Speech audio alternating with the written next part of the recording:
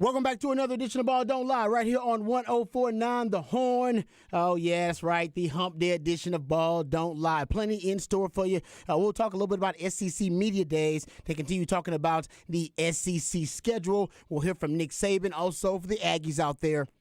We'll also hear from the head coach of the Texas A&M football team as well. So we'll get into that too. We'll also get into the latest report from my man Chip Brown about the Texas OU rivalry. We'll get into that. Also, we'll talk a ton about the reports coming out of the Pac-12 or about the West Coast that Colorado may be in talks to join the Big 12. We'll get into some NFL news notes and nuggets. Bill Barnwell ranking the NFL offseason moves so far. We'll talk some Cowboys as well, and also get into the rankings of the NFL backfields and what Bijan Robinson has done to upgrade the Atlanta Falcons backfield. We'll get into all that and more. Before we do, let's introduce you to the rest of the crew. He was a second-round pick for the Montreal Expos, but a first-round pick for the Austin Radio Network. He originally committed to the University of Texas, but decided to forego the 40 acres and chase his dream in the cheese. Pimping ain't easy, but for this man, it's a breeze. He is Mike Hardball Harge. What's going on, man?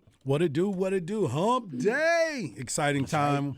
Well, it's very short week. We had Monday off. Now we're moving to the latter part of it. We got so much to get into, and we still have got to break down the NBA. We got a little bit more time coming in tomorrow, but I'm going with Patrick. I don't think this is going to be even much of a series, man. Oh, saying it's going to be a sweep? I think it's going to be more like the gentleman's sweep. Wow. But we'll get into it. We got time to talk about it. But let me talk about my man that sits across from me every day. He hails from H-Town with the Get Down. He's a lifetime Longhorn and a proud card-carrying member of DBU. Legendary lifetime and now College Football Hall of Fame Longhorn Derek Johnson said he was the best cover corner he had ever seen. He's a former NFL DB that still has that passion for film study, but he's not a fan of white condiments. But of course, he is a fan of you, the listeners. He is my man and yours, Rob Babels. Appreciate that intro. Gets better and better every time. And, to have an intro every day, just got to pump you up a little bit. It does. So let's not waste any time. Introducing the real MVP, one of the hardest working members of the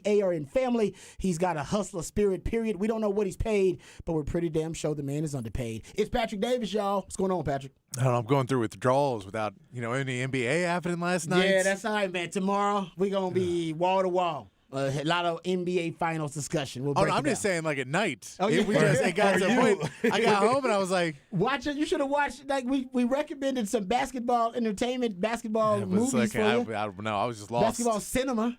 Yeah, it's not the same because I can't watch it like a game. All right. You into basketball documentaries? You watched The Last Dance? Yeah, I watched Last Dance. Can I recommend a basketball documentary for you that might be good? Yeah, I'll watch it. All right, maybe I'll do that. All right. Okay, I'll watch some documentaries. I know. Okay. All right. Man, I just can't understand. Just don't want to watch any movies at all. Not one movie. It's amazing. All right. I'm still trying to figure. What's the last movie you watched in the theater? What's the last movie in you went the to see? theater? Wow. Look at that. He couldn't even remember that. No, because it would have been like at most 2018, 2017. Wow. Probably like that. Man.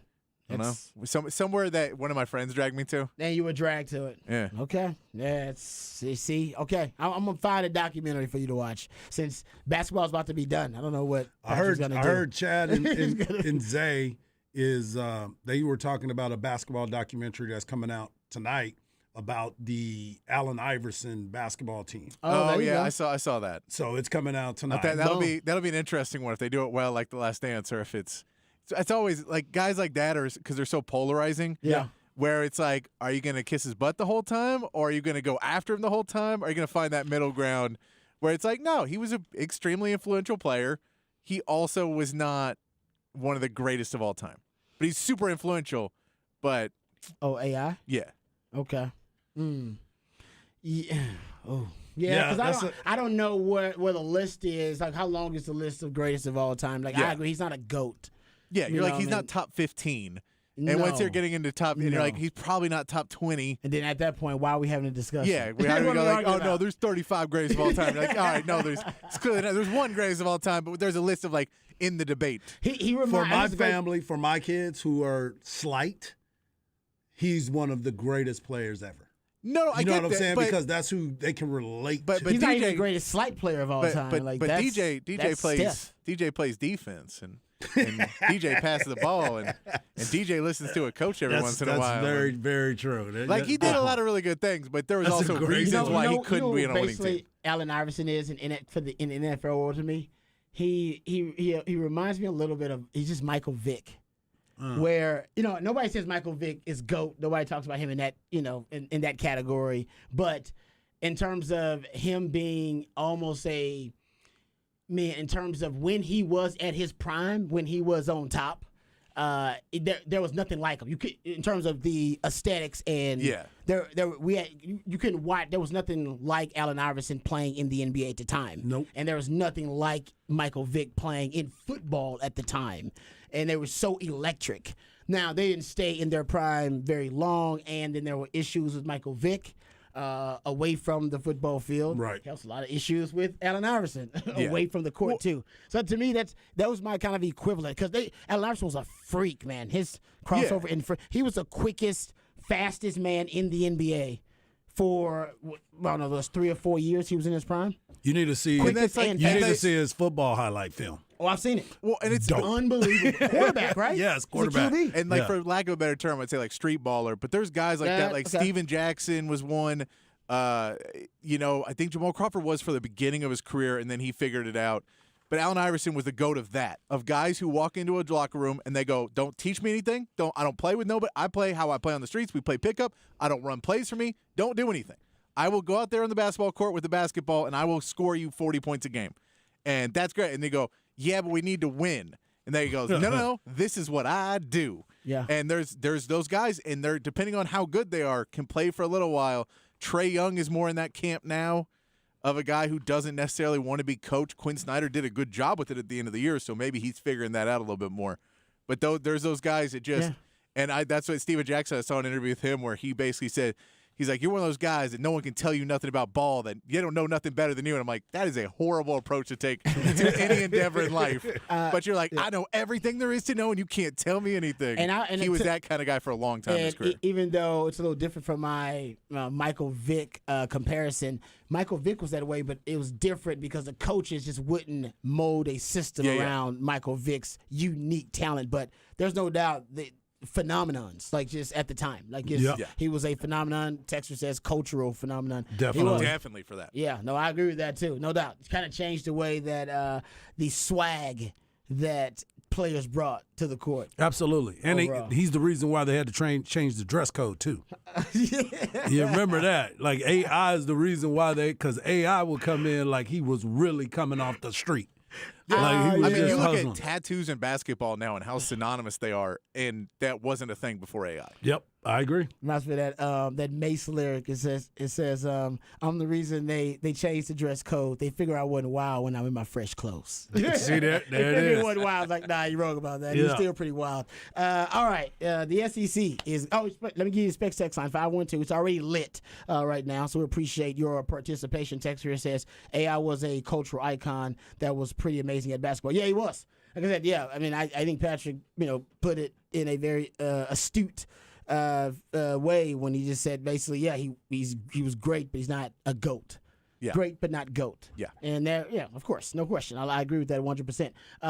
So 512-337-3776. That is the number to the Specs text line. You also can hit us up via Twitter. You can hit Harge up at Hardball Harge in the Twitterverse. My man Patrick Davis at It's Patrick Davis. I'm at Rod Babers in the Twitterverse. Also, shout out to Lou. Lou in the building. So Lou always brings good mojo, the unofficial mascot of Ball Don't Lie. All right, let's get to this sound from Jimbo Fisher talking at SEC Media Days. He's talking about the schedule, I believe. They're asking him about the schedule and what he thinks about the schedule.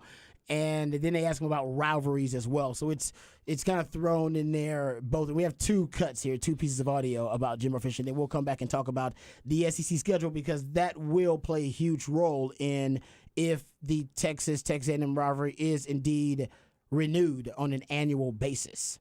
Based on the schedule. That's why it's kind of a big deal. People are like, why is it a big deal? Well, if they go to the 3-6 format, of course, Texas will play Texas A&M every year. If they go to the 1-7 format, then Texas may not play Texas. Well, I just say may not, will not, because Texas and OU will play every year as the one matchup, and then the 7 others will be rotating in some form or fashion.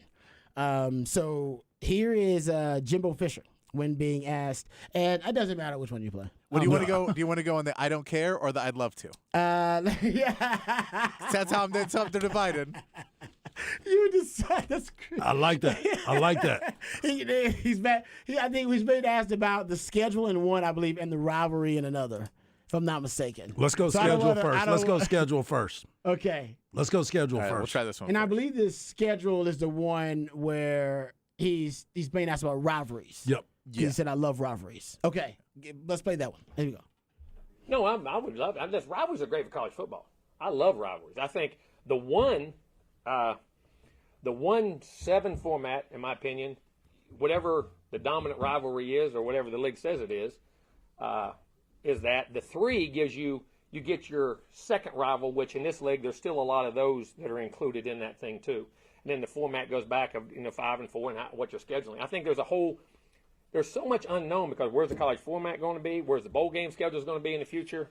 How does this affect playoffs? How many teams are getting in? How many losses can you have? I think there's a lot of consequences there that we don't know the answers to. But, yeah, I would love to play Texas. If that was our guy, I would love to play Texas, without a doubt. All right. Now, the next cut is him, I believe, also being asked about schedules and rivalries, but he brings up Texas, of course, because that is the kind of the big topic between the 1-7 schedule option and the 3-6 schedule option. Here is Jimbo Fisher. As you go traditional rivalries of A&M, you would probably say Texas. That's why it should be 3-6, right?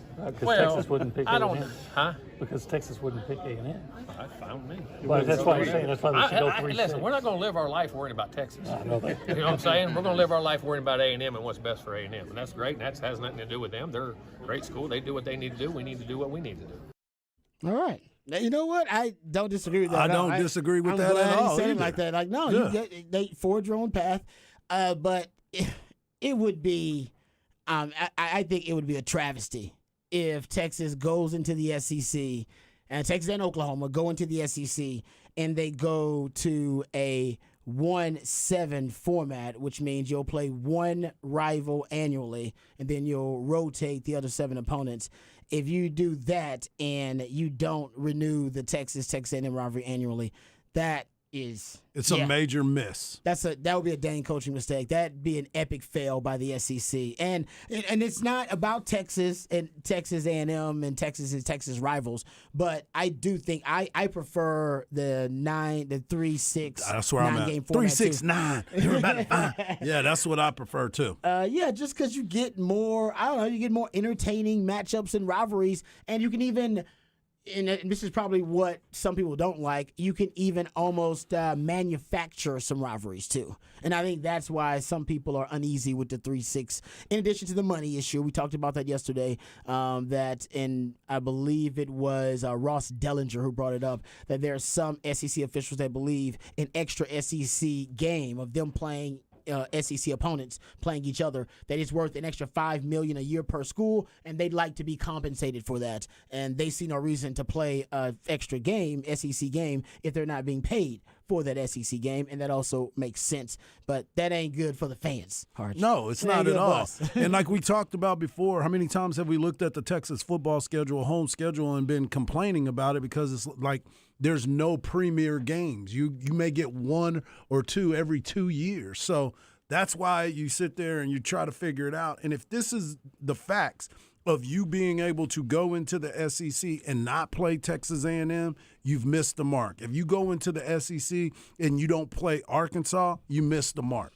These are some of those old rivalries that these aren't manufactured. No, These those are are real. all- yeah, those are real. Those are real Those are ones. long and those standing. are right. And Yeah. you obviously we'll me get about- into the the Texas and OU matchup, but those are the 3 that I would expect to see every single year. Yeah, and I from a- think people will love that. I know I'm with you from a Texas perspective. It's easy, but I will admit, putting the shoe on the other foot from other schools' perspective, they don't naturally just have 3 kind of organic rivalries already. And for Texas, it seems seamless. It's Yeah. like, oh, 3-6. Yeah. Easy money. Let's right go do there. it. We'll Yeah. play Texas A&M, play Oklahoma, and play Arkansas every year. The old heads are happy. Yes. The old school guys are happy.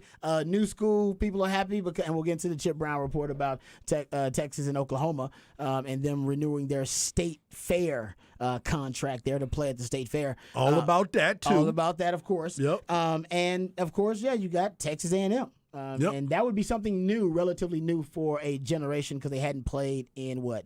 Now 12 years? Or how long I think it is. I Maybe mean, going on 12-something years, something like that? and that's the crazy part, So too. you got a forget- generation of fans now. Right. Who, it would be new to them. So you got something for the new generation, Yep. for the old generation, and then something obviously that's classic and timeless like Texas OU. Even that new generation has been hearing it for years. On both sides. Both sides Yes. of it, they're talking about it still. They you haven't know, had I know Texas has played Texas A&M in other sports. Texas and Texas A&M in terms of football Yes. programs and their football history, which is a long storied one. They haven't had an outlet to exercise that competitive frustration on both sides. Yeah. So you've seen it materialize in Twitter beef and stuff like that, which I couldn't wait for them to play again, so we can just be done with the Right. Twitter beef, The and all that. nonsense. Yeah, and all that. Let's settle it on the field. Yep. I will say this from A&M's perspective. From their perspective, you can hear Jimbo Fisher saying hey, he'd like to play Texas. If you are A&M, where are your other rivals if you do go to the 3 format? Who would it be? That's also a big part of it too, because I know that Aggies don't want to be Texas side piece, and I get that. Texas main rival Oklahoma, and A&M did not want to be the side piece of Texas, and they shouldn't have to settle for that. They should be somebody else's main rival. The truth is, they don't have a main rival. They don't have a rival right now, and no school wants to. And I'm not saying that. I want to be careful with my phrasing here. No school is willing to at least to admit that A&M is worthy of being their rival. It's the best way I can put it. I was going to say lowering themselves. That's not right at all. I think the SEC's narrative has been for the last 5-10 years that rivalries don't matter, that we're about winning championships in the SEC. And they've basically fought off this whole rivalries thing to be, no, our matchups are big every week because our guys are playing for the title. Exactly. Now, the problem with this lies, when they expand the playoffs, that goes out the window because you can lose 2 games and still make the playoffs. Yeah, you can. And so when you say every week matters because every week someone's knocking somebody out of the playoffs and someone's knocking everybody out of the championship race, and that's what the SEC lore has been built on for the last 5 to 10 years. It's Maybe not those rivalries 12, like we're because talking their about. rivalries suck a lot of times. Auburn, Alabama hasn't been good in years because one of them has been bad for most of them. So it just hasn't been a matchup where you go, oh, man, I can't wait to see Auburn, Alabama. It's like Bedlam where you go, yeah, if they're both good, it's a good game, but how many years is one of them not there? Normally Oklahoma State. But how many years is somebody not at that level or already has 4 losses or 3 losses, so it doesn't really matter. SEC is based everything on a different kind of narrative. But I think when you go to the 16 games, you're going to need those rivalries again to push things to make people more excited for the games that aren't necessarily like, look, we're both one-loss teams. We're both making the playoffs. And no one is going to care about seeding the same way that they cared about either you're playing, on December 28th or you're playing in January. People are going to care a lot more when you go, oh, no, now the rivalries, now you have 3 of those, and now those 3 must-watch games, even if they aren't knocking you out of the playoffs or playoff deciding. I agree. I think And they joined the season of 2012-13. Yeah. That's when they joined. So it's been, what? It's been about close to 12 years. 12 years, yeah. So if this A&M, I'm sure that LSU is a rival that they would like to have because it's a little bit more natural. LSU does not want to be A&M's rival. They don't necessarily want that. Now, the SEC could do whatever they want to do if they go to the 3-6 model and say, hey, man, you're going to play LSU or you're going to play Arkansas or, Oklahoma even that model. I don't know who Oklahoma's rivals would be. And then some of these schools in the SEC have rivals outside of the conference. Yeah. Too. They have in-state rivals, that kind of stuff, and they play teams from other conference. A few of them do. So it's a little bit tricky. I just think it'd be a terrible shame if Texas and Texas A&M cannot rekindle the rivalry after now moving into the same neighborhood. I don't know. Do Aggies want to play Texas as an annual rival? I don't. Again, it goes back. It also goes back to the fact that they don't care, right? Like we listen to certain people and they say, "Well, that rivalry doesn't matter to me." Well, what rivalry does? Because when you go back and you start looking at some of the games that were being played, just like this year, like who's the rival in the Big 12 besides Oklahoma? Like who would you consider a huge rival? It was A&M, and A&M left. Right. Yeah. So, yeah, it does matter because no one ever feels like they're on that level. You said it just a little while ago about Texas A&M. Nobody wants to consider A&M their rival, and they've been in the SEC since 2012. Like they haven't even created a rivalry. I don't think LSU cares to play Texas A&M that many times. LSU is like, hey, man, we're on the way to some people calling us a blue blood. Exactly. We don't want to be associated with a rival with A&M who doesn't have any national championships in the modern era of college football. Right. We're trying to get on the level. They're looking up at Alabama and saying, hey, Bama, can you look at us as a rival? Right. We like that. Right. I know like you got that. Auburn, but can you consider us a rival too? So everybody is trying to upgrade. And when at the rival status, hell, Texas wanted to upgrade. That's ultimately why Oklahoma trumps A&M as a rival. Right.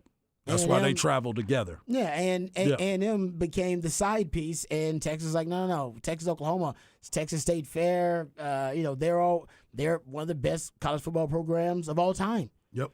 And A&M is basically they are the program that they're not a blue blood, but they do live in the same neighborhood as the blue bloods. They spend money like all the blue bloods. They're kind of new money, but they're not, so they kind of a new blood, if you will, but they haven't they're not a blue blood. So right.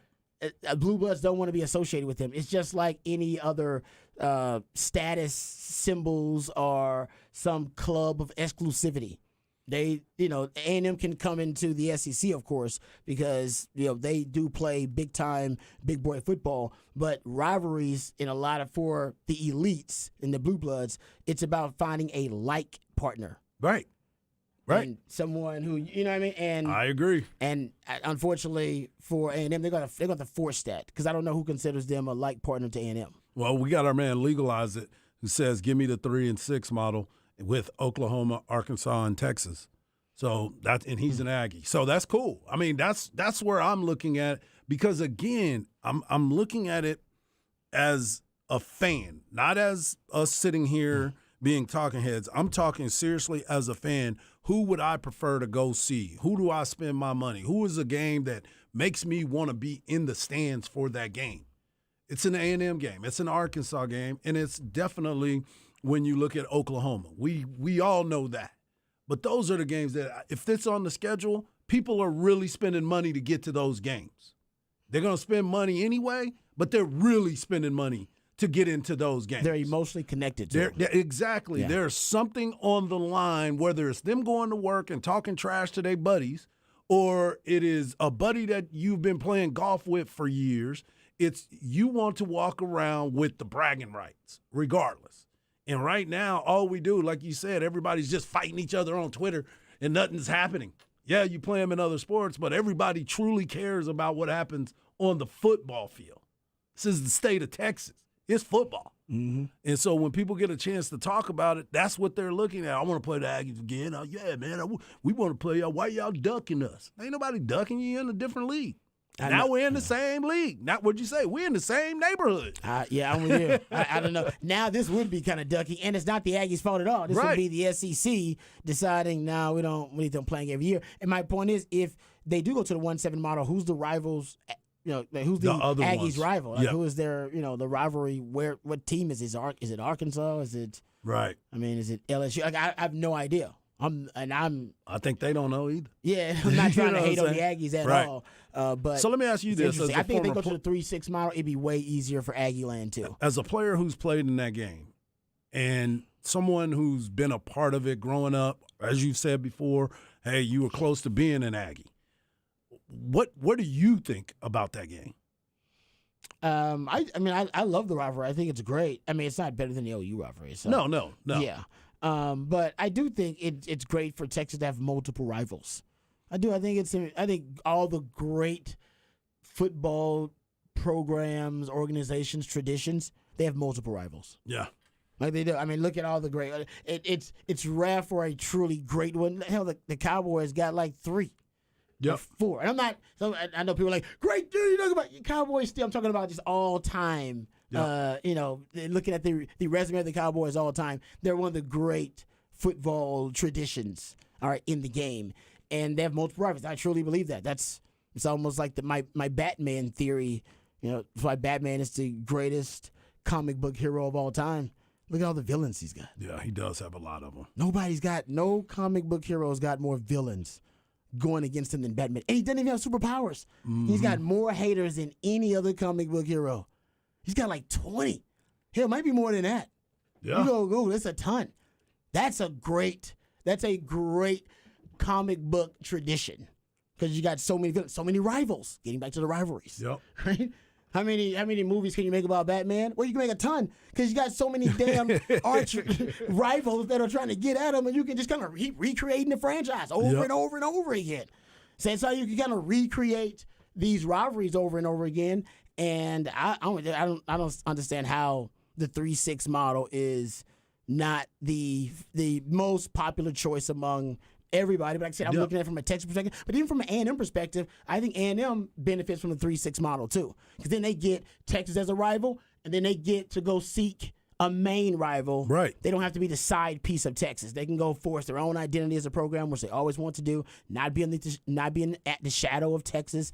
And the 3-6 model works for them. I don't know who those rivals would be other than Texas. Right. But the SEC can figure that out.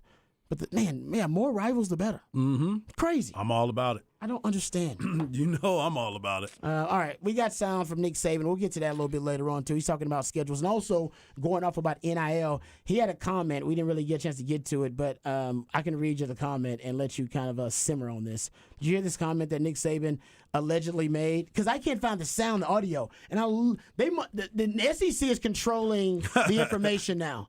After it was AI, dude. Well, it could it be. Wasn't it me, could Nick. be. That may be smart for them using AI. But remember when Nick Saban got in trouble? Well, he didn't get in trouble. He became a huge story when he said those comments about Jimbo Fisher. Mm-hmm. And he got out there, and I forgot. It was like in some.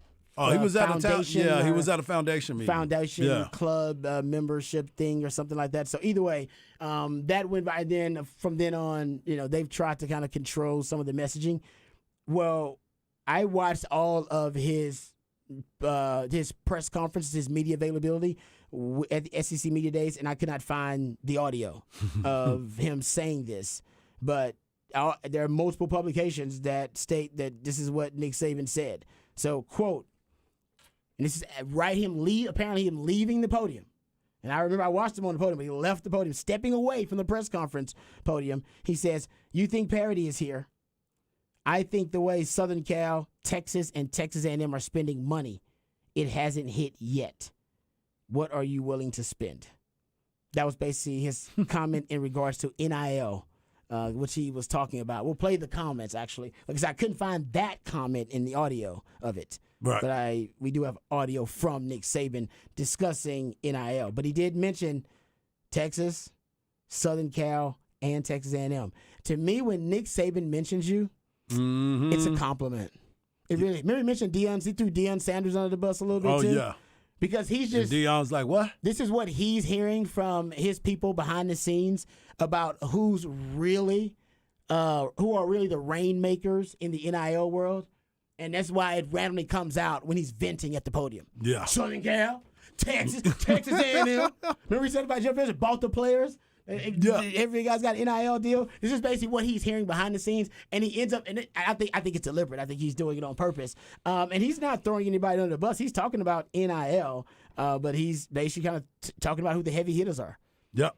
And Texas is definitely part of the heavy hitters. So there you go. That's a compliment. Things have kind of changed a little bit. That means what I'm saying? He's paranoid about you. Remember he was talking about the spread football for a while, pace and space football, how it was bad for the game, all the up-tempo offenses. Now what are you doing?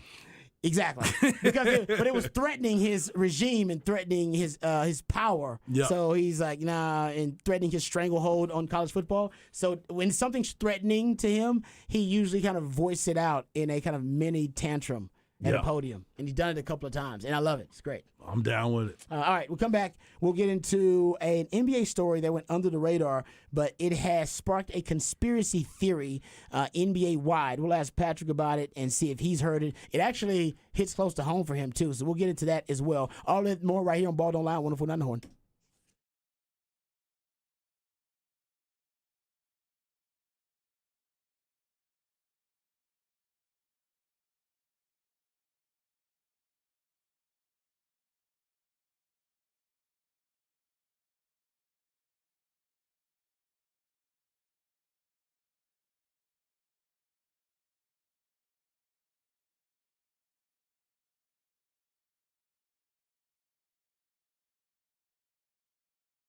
Mike Harge here, and now it's time to be part of the Premier Rugby Sevens action. You could come out and party with the PR Sevens for the Eastern Conference kickoff on Saturday, June 17th at Q2 Stadium.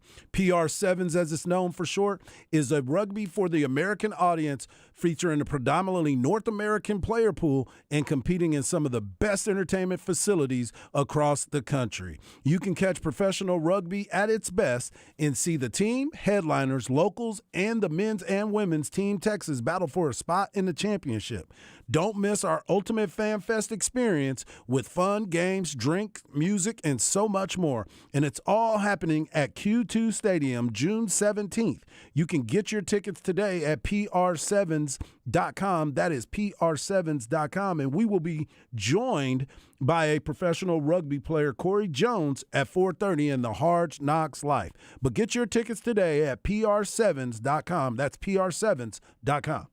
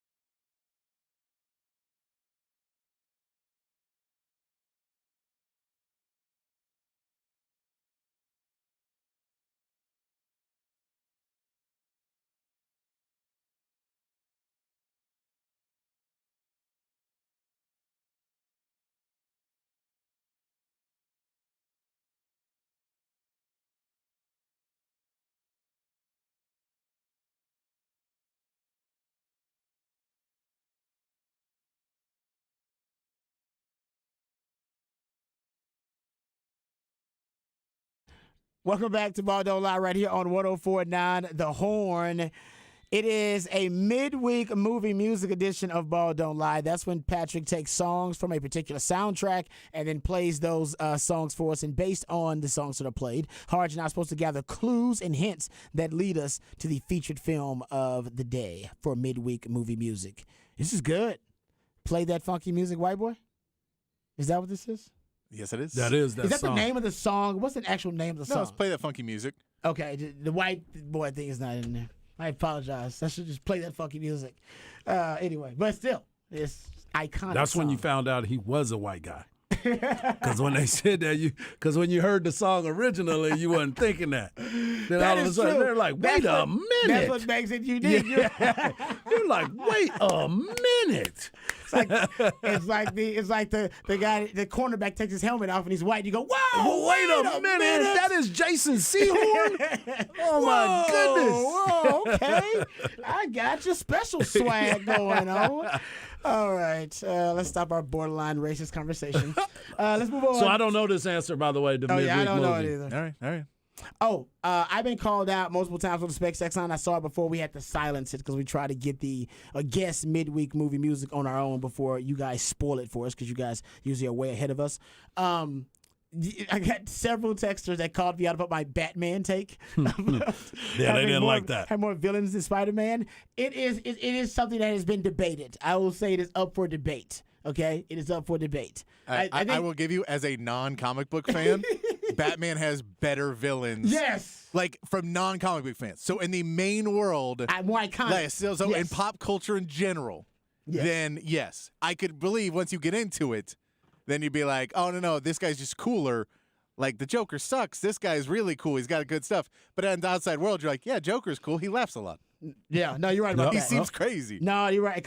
And we've had the Heath Ledger R.I.P. performance that also really made kind of transformed the Joker, kind of reinvented the Joker Yeah, I mean, for a new generation. You even got Tom Hardy to bring back Bane.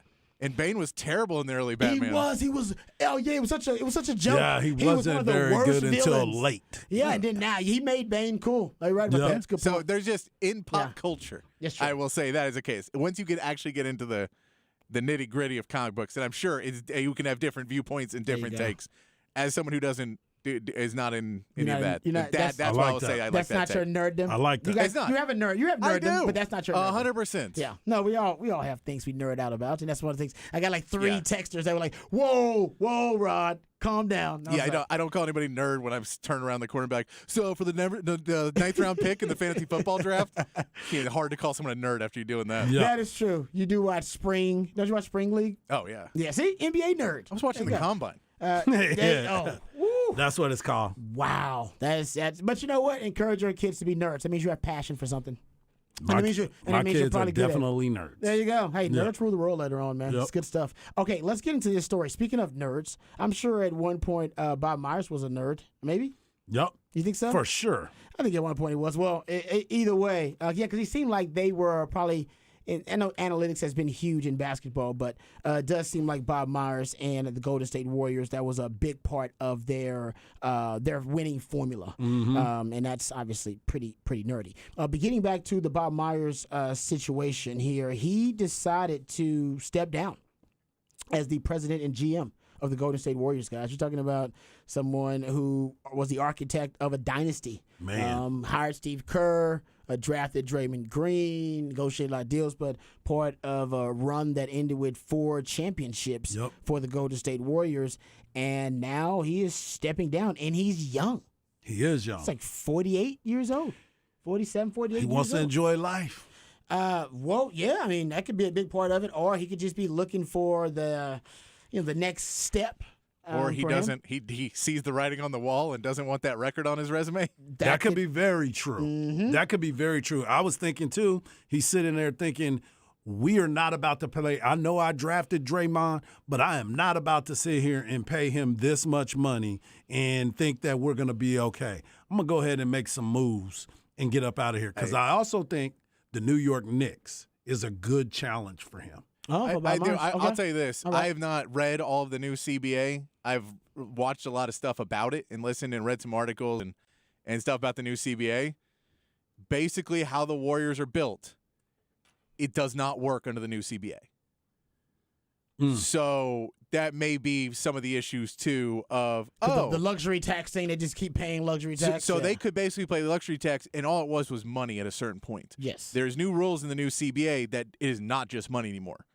It takes away a lot of your abilities to do things where you can no longer trade. It used to be when you make trades and you're over the cap, you have to be able to make them within a certain percentage. You can no longer take on any more cap if you're on the second threshold. You lose your mid-level exception, so you can't bring in that one extra piece that you used to be able to bring in. You can't sign some smaller, like there's a bunch of restrictions. So it's just a harder cap? It is. It's becoming a harder cap because like you can do it if you think, oh, we're going to win it all this year.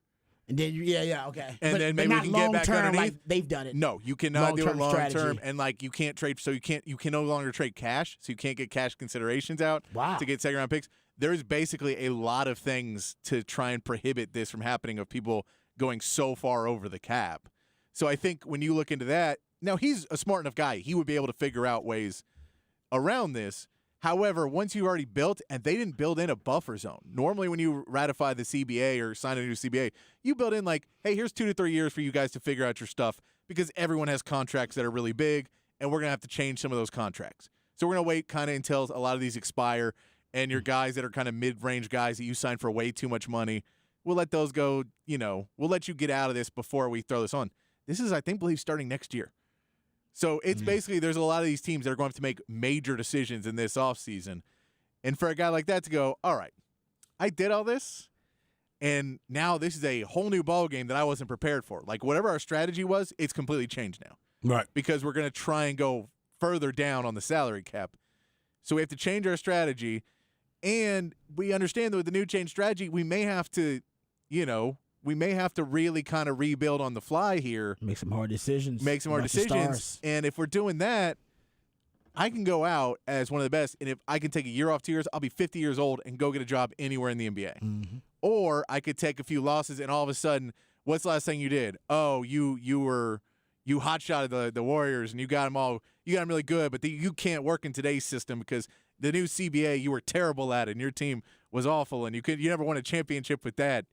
I think he just understood that and said, you know what? Let me go start somewhere where we're not so far down the rabbit hole in this. Yeah, no, he does, and you can avoid the negative narrative, which seems inevitable at one point, because I do believe you're right that we're watching maybe the first domino in the disassembly of this championship dynastic run by the Warriors. We don't know how it's going to look, but Draymond Green will have that option. Steve Kerr has one more year left on his deal. So does Klay Thompson. So, we just don't know how it's going to look. Both of them are player options, too. Exactly. So, we don't know how. So they may not take them. Because they may want a longer-term deal. Because both those guys are at an age where you go, man, if I suck next season, it's over. I'm getting a $10 million a year deal after that. But maybe after this season, I could still get 20 a year. Yeah, so I don't know how long it's going to take or how it's going to look, but this is the beginning of the end for the Golden State Warriors run. The conspiracy theory is that, and I want to ask your thoughts on it too, Patrick, because that Steve Kerr is also going to leave when his contract is up, that he is not going to re-up with them. I think everybody in that crew is looking at the end, the escape strategy. Because of the fact that plan. they're not peaking anymore. They're still a good basketball team, but they're not. Yeah, they can definitely compete. I don't think they can get back to that upper echelon again. They can go there and battle, but I just don't think they have what it takes. And I think everybody's legacy that is involved in this, I think this is very important for them to say, I got to move around and end on top because I'm already looked at as a certain level. Why would I go in there and jeopardize this? Because it's about to get nasty. Yeah, no, you're right. And I think all those guys, Bob Myers included, as Patrick mentioned, worried about their legacy. So the conspiracy theory from fans is that when Pop moves on, maybe Steve Kerr can come hang out here with the Spurs and take over and help develop a young Wembanyama? I mean, it's possible. We don't know what Pop's thinking, so he may don't know. He may say Becky Hammond's the one, and I want to get a head coaching experience before she came back. It could be that Mike Bud comes back, and he thinks Mike Bud should come. Like there's names out there that he could The easily. Steve Kerr one just got real hot when Bob Myers. Like that hit the interwebs and that hit No, Twitter and hard. People honestly- like, oh, Steve Kerr, Yeah. he's leaving next. And he's going to the Spurs. We also know Steve Kerr's had some personal issues he's dealt with during this run with the Very Warriors. true. And I think both those guys have kind of been white knuckling with so many runs and over so many years. You're white knuckling of, man, we got to hang on to this. We got to do whatever we can, and we got to find the next guy. And okay, Wiseman didn't work out, so we got to figure out how to spin Wiseman now. And we got Kuminga, and I think they've just been white knuckling for 5, 6, 7 years now. Yeah.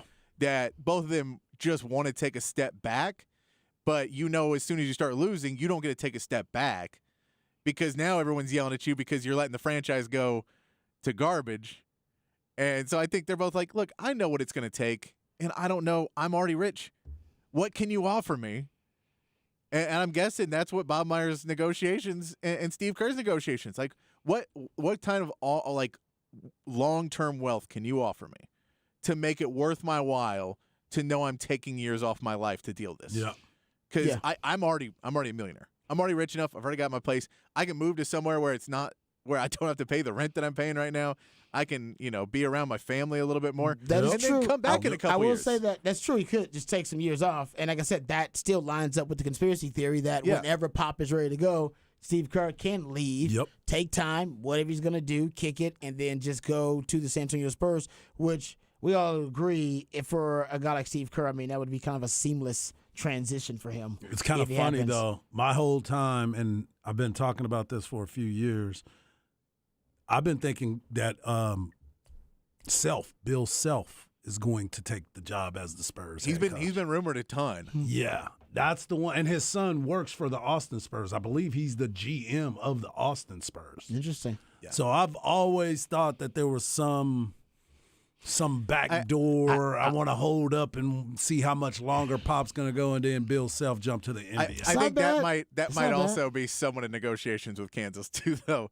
So It I could believe be. It believe could though, be. that there's definitely people back and forth there, but I know that Bill Self can use that every year and just go, hey, the NBA's coming calling, and $2 more million a year. All right, I'll come back. To me, it's about if you're the Spurs, it's about Wembanyama and what's best Yeah. for him when Pop leaves. Pop probably is going to pick his successor. I Well, mean, he he's is the man. president. Exactly. He's the president and of he basketball may just decide operations. I'm going to just I'm going to get into the executive level. I'll go back to the front office and then hire his coach, whoever that's going to be, Steve Kerr or not. Yeah, But because again, Pop is currently the president of basketball operations for the Spurs.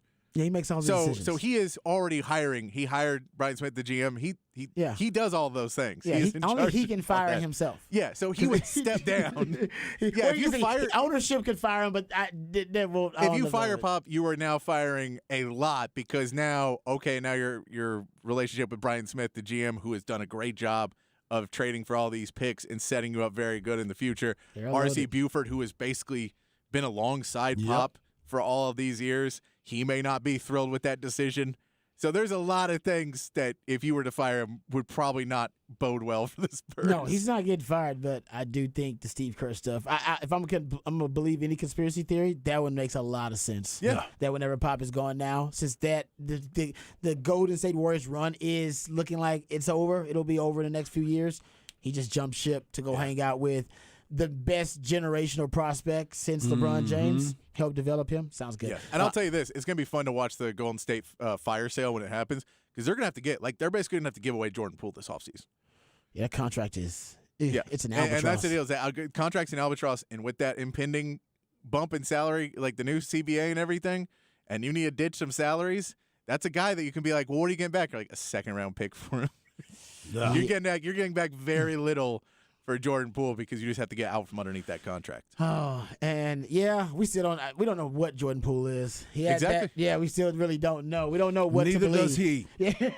Definitely worth some money. Definitely a good player, he's but a not worth mystery what box. he's got. He is. He's a mystery box right now. Yep. All right, we come back. We'll get into the flex on the other side right here on Ball Don't Lie, 104.9 The Horn.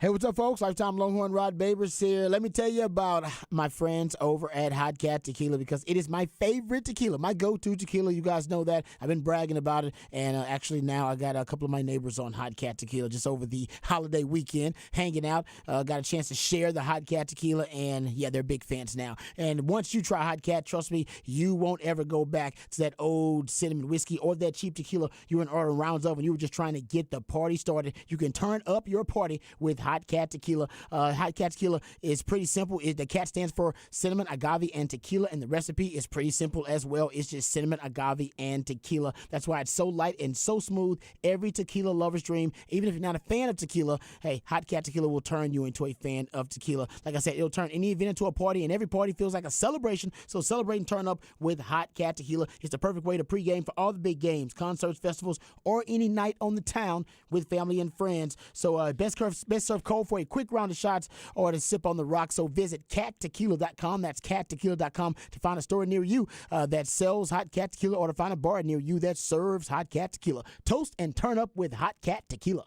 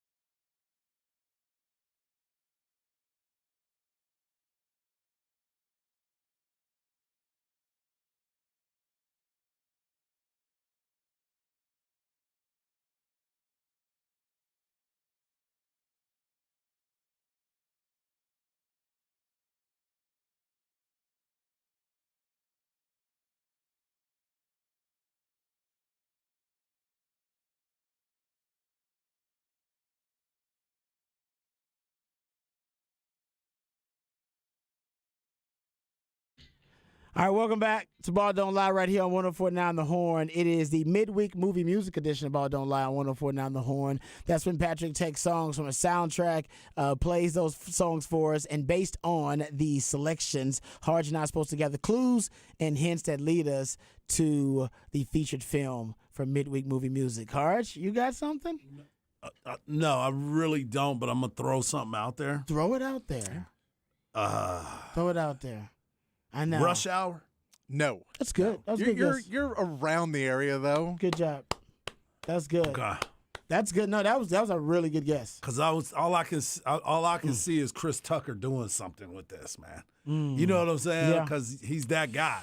Yeah. So it's obviously a comedy then. I would think. Is it a comedy? It is a comedy. Because he said you're around the right, so it's a So I'm comedy. gonna say money talks. No. Okay. He's gonna name Chris Tucker. Yeah, movie okay, star. yes, I would do. Now you just named it Chris Yeah, I'm Tucker. just gonna say movie. anything that Chris Tucker was First one in. was a good guess. Is this but from now Air? I just named it Chris Tucker movies. That is funny. All right, so we'll see if we get a better. I have don't know? nothing. You I got have nothing? nothing at all. Yeah. I had there was some movie that's coming up, but I can't gather it at this time. I can't recall it. It's something. I'll have something next hint, but usually the next hint is kind of a softball for us all. So we'll see. Thanks to my man Patrick for the midweek movie music selections. All right, time for the flex. FLXATX.com, FLXATX on all of your social media platforms. You can go to FLXATX.com, FLXATX.com, and go check out the old podcast from the Wednesday Night Flex. It is Wednesday, so we will have the Wednesday Night Flex tonight, as a matter of fact. And you can come actually listen right after the show and listen to the Wednesday Night Flex. And I know the guests that they're having on the Wednesday Night Flex tonight. Shout out. That's right. We got Joseph Rawls, the new head coach for LBJ, wide receiver Miles Coleman from Vandegrift, and also safety Alex Foster from Vandegrift will be all on the Flex tonight. I did a lot of film study on Alex Foster. Yes, you did. He was one of our on the All Flex team. He was always around the football. He's honestly, I described him as the football equivalent of the Terminator on the football field. He moves all around. They move him all around. Yeah. And honestly, it's hard to see it when he's around to make a tackle. He doesn't miss many of them. Right. I mean, he is. It's amazing that he was just that he still got another year, 2024. 2024, yeah. Just Yeah. like Miles Coleman. He got two. Miles Coleman, they lined him up at wide receiver. They lined him up at corner. Man, they had him returning kicks. Yeah. He's just a playmaker. And I He's a good think he player. was offered by Texas Tech, if I'm not mistaken. I'm sure he's got more than that, but I remember Tech being in the conversation early. He's a speedster. Yeah, he can run. Yeah, he can run. He can run. He can run. Yeah, so two really good players coming on the Wednesday Night Flex and the LBJ head coach, too. That's right. So that'll be really good. So go check that out. Also, this is not about the Flex area, but it is about high school sports. Well, high school competition. I don't know if I can call it sports. And maybe it's more of a skill than a sport. Did you know they have a barbecue state title? Barbecue state title? For high school. No, I did not know that. This is a thing. I'm excited to hear more. I swear, I didn't know it was a thing either, and I was like, nah, that can't be real. But no, apparently there is. I know we're up against the break here, so I'll give you some more details about it on the other side, but I couldn't believe it was true. I was like, man, that makes sense, though. With the state of Texas. But I'll give you some details about that. We'll get into it. But we come back, we'll talk about the NFL news, notes, and nuggets. Bill Barnwell ranking the NFL off seasons. The Cowboy most likely to get cut. We'll go through that and why that is throughout training camp. We'll tell you the Cowboy most likely to get cut based on a list that came out. The Cowboys, we'll get into also their wide receiver rankings from Pro Football Focus and where that has the Cowboys wide receiving core ranked. So we'll get into a ton of news, notes, and nuggets from the NFL side. All that and more right here on Ball Don't Lie. 104.9 The Horn.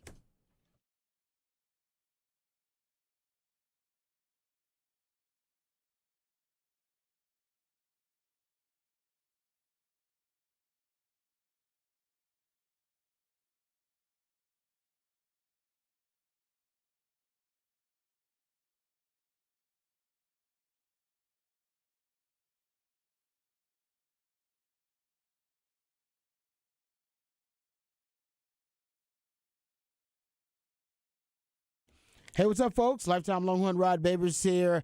We know Austin is a beautiful city. That's why we all call it home. And thanks to our good friends over at Ironworkers Local 482, its unique aesthetic appeal continues to be one of the most impressive things about Austin. They've been helping shape this great city since 1935, and you see the labors of their love all over our great city in iconic, exquisite landmarks like DKR Stadium and the Pennybacker Bridge. And as our city continues to grow and thrive, so do to our good friends over at Ironworkers Local Union 482. They don't go to the office, they build it. And thanks to the skilled craftsmanship of Ironworkers Local Union 482, our city is a beautiful place. And like I said, you can become a valued member of this organization. If you're looking for some work and you're looking for a place that's going to challenge you, something fresh, something new, right now they're hiring over 3,000 people in the Austin area, right here in Central Texas. And you can become a valued member of Ironworkers Local Union 482 and take pride in the type of teamwork and craftsmanship that help shape the future of this great city. So maximize your potential and be your best self today. Simply apply at ironworkers482.org. That's ironworkers482.org.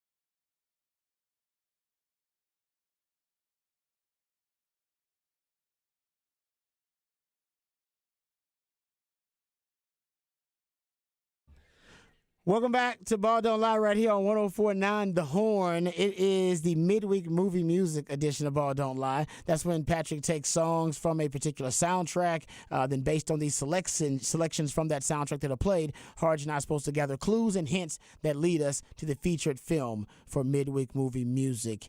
And oh man, now my black card is questioned too. I wouldn't go that far. Oh man, because I don't think I have anything at all. You know I don't. I think Harge, I guarantee you've watched this movie.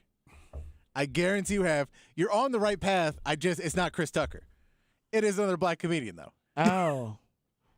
Is it? Oh, man, that's good. Is it Eddie Murphy? Oh, you're getting the names close. It's not Eddie Murphy. It's Martin Lawrence. It's not Martin Lawrence. Oh, wow. Is it Richard Pryor? It's another Eddie. Eddie Griffin? It's Eddie Griffin. Oh. Undercover Brother? Brother. It is Undercover Brother. Okay. Came out 21 years ago today. Wow. That's a good Undercover one. Brother. Now the songs make a lot more sense. Yeah, it does. It Yeah. does. Okay. Had anybody got it on the Specs I test? don't think so. All right, so we're good. That's a good one, man. That's Yeah. a good. somebody That's a did good there. random movie that I did not think of. Somebody just Yeah. got Undercover Brother with you, but that was a good one. I mean, the Specs Texon uses a lot better than us, and they did not get it at all either. Yeah, I Wow. like it. Good job. Good job. That was a Patrick. good one, man. Wasn't there a sequel? Yes, there was. Undercover Brother 2. See, he even knows there's a sequel. I didn't even know that. Yeah. No, I've seen Undercover Brother. It Yeah. actually, the premise of it is pretty funny. It Oh, actually man, is. it's hilarious. Yeah, the premise of it is pretty funny because is it Neil Patrick Harris in it? Yeah, I believe Yes. Neil Patrick Harris is the main Yeah. bad guy. Yeah. No, I remember it actually. Okay, good job. Good job.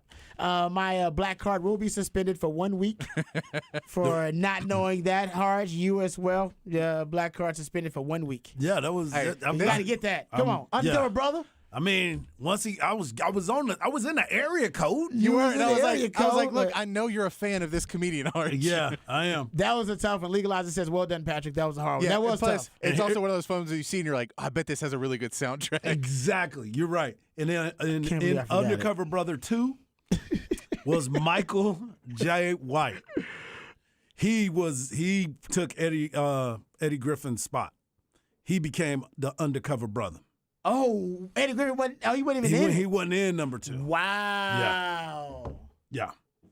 That is interesting. I didn't realize that. I He definitely probably wanted more money. I definitely didn't see the sequel then. Yeah, you did. I don't think I seen the I sequel. don't think then. any of us saw the sequel, which is why you're still trying to figure it out. Oh man! Yeah. Wow. Okay, that's interesting there. Okay, so that was a good job there, Patrick. That was man. a great You job, actually Patrick. had You everybody got us stumped on that Yeah. one. All right, so hit us up on the Specs text line 512-337-3776. You also hit us up via Twitter. My man Harge is at Hardball Harge in the Twitterverse. Patrick Davis at It's Patrick Davis in the Twitterverse. And you can hit up me. I'm at Rod Babers in the Twitterverse. All right, we're going to get to some NFL news, notes, and nuggets here. There are a couple of different topics that we want to jump into. I did promise to bring up the topic really quickly about the barbecue. Just so people know, I was going to throw it into the flex and we ran out of time. There is Texas high school barbecue competitions, Mm-hmm. like state championship competitions. Actually, the winner is the coach of the winning team this year is a former Texas high school football coach. Crazy. It's not. Shocker. And it says in his third season coaching barbecue, this coach led Rockwall ISD's Dr. Gene Burton College and Career Academy, the grand champion of the 2023 Texas High School Barbecue State Championship. That was earlier this month. Yeah, there you go. So you can actually, I don't know how many teams actually have barbecue. I mean, Like barbecue sanctioned high school teams, but it says that the grand champion, there were 92 teams at the 2023 Texas High School Barbecue State Championship on May 6th. There you go. man. Yeah, and Sean Hill was the coach who actually apparently he was a high school football coach, and now just 3 years after his career changed to be the barbecue coach at the high school, he's coached his team to their first state title. And they get belts. They get them belt buckles. They get Yeah. the grand champion. This is news to me, and this is fantastic. Yeah. That's awesome. I mean, I need to know how many teams in the flex area are Because we're going to put them on the all flex What? team. that have their own barbecue teams here in the flex area. I know there's a team here in Central Texas that has a barbecue team. They got to be. I got to 'Cause ask my because man that- David Wilson about it because he's right here It's gotta in be. Austin. So Because I'm reading an ESPN article about yeah, it. from And Dave Hill, right? I mean Dave Wilson. And it yeah, says he lives here. It says Round Rock, Texas. Yeah. So I wonder if he can tell us if there's a team here in Central Texas. I'm gonna text him right now. You know Dave Wilson? Yeah. Good for you. Yeah. I told you Harsh know everything. Yeah, I'm gonna text him about this I'm barbecue sure we thing. could just Google it. Yeah. Bothering the man like that. But No, he needs to tell me. He did an interview. Hey man, we pumping him up. Yep. Come on, man. So that's good stuff there. I didn't know that. Texas high school. So they should try to time that out. So that the championship was May 6th. I don't know. I guess that may be the only time they can do it, I guess, and try to avoid all the other conflicts within a season. But anyway, I thought that was pretty cool. So that was part of our flex. But remember, the Wednesday night flex is tonight. They're going to have some very special guests coming on for you, too. We'll give you more details about that coming up later on in the show. All right, let's get to this Bill Barnwell off-season rankings. So Bill Barnwell, who, of course, does work for ESPN, longtime ESPN writer, is an ESPN Plus article, but he was ranking all of the off-season moves so far for every team in the NFL. We'll get to the Cowboys. Let's start with the Texans. He's got the Texans offseason. He includes the draft in this, by the way. Draft is included, too, along with free agency, everything. 22nd best offseason moves in his article. And the Texans 22nd? 22nd. The 22nd best offseason is he's basically ranking the best off-seasons period. Yeah, okay. And I thought they had a good offseason. He does list obviously the pluses, which are hiring DeMeco Ryans, getting your franchise quarterback. He also talks about, how the Texans, with the latest, obviously, moves they've made with the coaching staff, they've brought in a group that's expected to have some success, at least early on, because DeMeco Ryans is a former Texan himself, so he knows the culture, all that kind of stuff. Right. So he's very complimentary, but then he brings up the Will Anderson trade. He's a little critical of the Will Anderson trade, and like a lot of folks are basically saying, if that doesn't work out, it is going to be an indictment on the Texans' overall offseason. We won't know if that trade worked out until we see Will Anderson on the field. I think Will Anderson, if he is in a discussion for Defensive Player of the Year or has Rookie of the NFL, Defensive Rookie of the Year, or has a really good season, it'll justify the pick a little bit more, at least what they gave up for the pick. Okay. But I could see why people are critical of it. 22nd is a little low. I think they've had a better offseason than most NFL teams, but I haven't followed every NFL team. But they've had a pretty good offseason. 22nd may be considered a little low. They've had a lot of splashy moves that I think may have stood out, but maybe Bill Barnwell is not very high on all those splashy moves they've made. Yeah, you got Robert Woods, who I think is going to be a good football player. I mean, he may be happy, but you're still trying to figure out what's next. You picked up Dalton Schultz. You got a good draft pick. You did good things. I thought they picked up some good in the free agency too. Yeah. They did pretty good. They did really good in that. So I don't know where he's upset with them or what happened, but I thought they had a good offseason, especially when you brought up the DeMeco Ryans hire. Obviously, he's not going anywhere. They couldn't let that happen again. You wouldn't think, right? Well, he was like one of the top, candidates for any of the coaching vacancies, and he chose the Texans. I thought that was big. Yeah, actually. that was huge. Remember, he turned down other interviews and essentially said, I'm paraphrasing, that he thought it was more fate and destiny that he go back to the Texans. Yeah. And so he chose the Texans. I thought that was big, too, because the Texans are not an organization that if you have your pick of different organizations to choose from, and he did, the Texans are not the type of organization that you would choose to start your coaching career, which is what DeMeco Ryans is doing. Yeah. He's going to start his coaching career with the Texans, which have lately been more of a fuster cluck of a franchise. They've been kind of dormant. Let's just say that. Yeah, that's being kind. Yeah, You're being kind. I'm looking out for them. Okay, let's get to the Cowboys. Bill Barnwell has the Cowboys ranked third. Mm-hmm. Third best offseason. Come on, man. Ranked by Bill Barnwell. Don't tease me. Yeah, no, he loves it. I loved it too. No, we all did. He says basically the Cowboys come in as having the third best offseason, but in reading the rundown, the Cowboys feels like basically he's not sure if it'll all materialize into them, improving overall and getting past that dreaded divisional round. But he is high on their offseason, just like we have been. Right. So we're not blowing too much smoke and sunshine for Cowboys fans. Bill Barnwell really likes it too. I just think because they addressed all the defense, which was a top 5 defense last year. Mm-hmm. And the 2 big issues on that top 5 defense, the 2 weaknesses that teams could exploit and attack, were the corner opposite Trevon Diggs and the interior run defense, and their run defense overall. They tried to fix that temporarily last year with Jonathan Hankins, and they needed to have a more long-term solution. But he was a stopgap for him, Right. a quick fix. Literally. He a was stopgap. no doubt. He was a quick fix. But that's why they got Mozzie Smith. Mm-hmm. Right? They got him. They got Mozzie Smith. And so he's an interior D lineman in the first round. So they got a long-term solution, as that plunger always talk about. And they traded for Stephon Gilmore. Yep. And they Who- definitely needed that part of it. So essentially, right now, where I'm looking at the Cowboys defense, I don't see a weakness. What's the weakness now? I didn't see one from the go. Those were the 2. I mean, because what we saw Those were the 2. you saw exactly where the one thing that we've always talked about was the lack of depth at the linebacker position. Well, we can sit here now and you can say, depending on where you're going to play Micah Parsons, that's kind of the linebacker position. You look at Van Der Esch, but you got Jabril Cox. You got Devin Harper, who's still there. You brought in DeMarvion Overshown.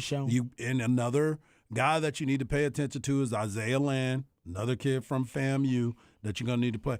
And Damone Clark. What is Damone Clark going to bring this year? So at the linebacker position was the only position that I thought they might have needed to do a little bit more. Well, they did. They went and got Overshown to be able to fill that in there. Yeah. So I'm cool with that. Yeah, so maybe if you were looking for the off-ball linebacker spot opposite of LVE. Yep. But you probably have the best safety trio in the league and the deepest. Your cornerback, if you're ranking this cornerback grouping, at one point we probably could get into that too. I would say it's probably when you're top 5. Now, if you throw in the nickel, and in fact, let's get into that real quick let's do because that. Yeah. there was a list of candidates who, and this came from the 33rd. It's a website that covers the NFL. Has a lot of former players and coaches and execs that write and cover the NFL for the 33rd. And they had a list of players most likely to get cut during training camp, and Jordan Lewis for the Cowboys made the list. Now, he's a 7-year vet, but he's scheduled to make close to $5 million this season. They haven't paid Trevon Diggs yet. We know that's coming. Deron Bland just had a hell of a season. 5 interceptions, had a breakout season as a rookie for them. So shout out to the texter that told us about Deron Bland, too, because he kept saying he's out of Fresno State. Pay attention to him. Hey. And he ended up balling out. But, I mean, he is one of the best hidden gems in the NFL. Yeah. So I think the expectation is that he's going to end up taking over that nickel spot potentially, especially now you got Stephon Gilmore. Those are your top 3 corners. Not saying Jordan Lewis, and maybe Jordan Lewis is the starter, the projected starter there, but I think they'd much rather Deron Bland be starting at that nickel role because he's cheaper and he's just coming off a breakthrough season where he got 5 interceptions. They could trade him if they do want to get something in return for him. But he's going to cost you. I saw this little stat too.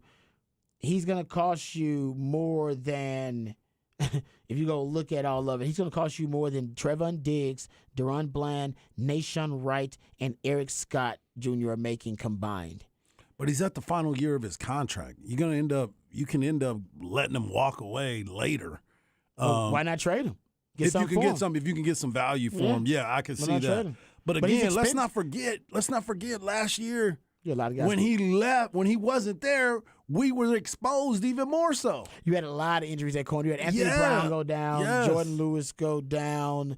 But so maybe he's insurance policy. It may be considered expensive insurance policy, but maybe you keep him around as the insurance policy in case guys get hurt. Yeah, you can say he's still working his way back into it. Yeah, Yeah, we can say But that. if you are trying to clear cap space to make Yeah. another move, you could get like $5 million in cap space, or at least 4.5, I believe, in cap space if you decide to cut him. And Cowboys just gained because of the post June 1st cuts they're going to kick in. They'll get like $10 million in cap space from that too, because I think that's the Zeke moves they made and some of the other moves that they made too. So we'll get to that. But also, don't forget about somebody told me too to think about Israel Mukiamu. Yep. Don't forget about him because Dan Quinn loves that guy, and he's kind of He's got length, man. J-Run curse starter kid. Yeah. Yeah, 6'4", 205. Yep. Remember, last year they threw him in there because they were so light on corners. They put him at that nickel spot a little bit too, and he wasn't terrible. He was actually pretty damn good, even though he's more of a safety than a nickel. But in that Dan Quinn defense, positionless football, he wants to move guys around, and he loves the length, as Harsh just brought up, the range of Makayamu too. So Think about that's what this. we got to throw out there. Think about this. At cornerback, you have Stephon Gilmore, Nashawn Wright, C.J. Goodwin, and Miles Brooks, who just came in. The right cornerback, you have Trayvon Diggs, Kelvin Joseph, who has also been working at he's working slot at safety now and too. safety. Yeah. Yep. And then you drafted Eric Scott from Southern Miss, and then you got a free agent, D'Angelo Mandel. But also at the safety positions, you got Donovan Wilson, Malik Hooker, J-Ron Curse, Mukuamo, and Marquise Bell, all at the safety position. And they like Marquise Bell, And they too. like him because of special teams, He's because he gonna can be, go out there and help with that.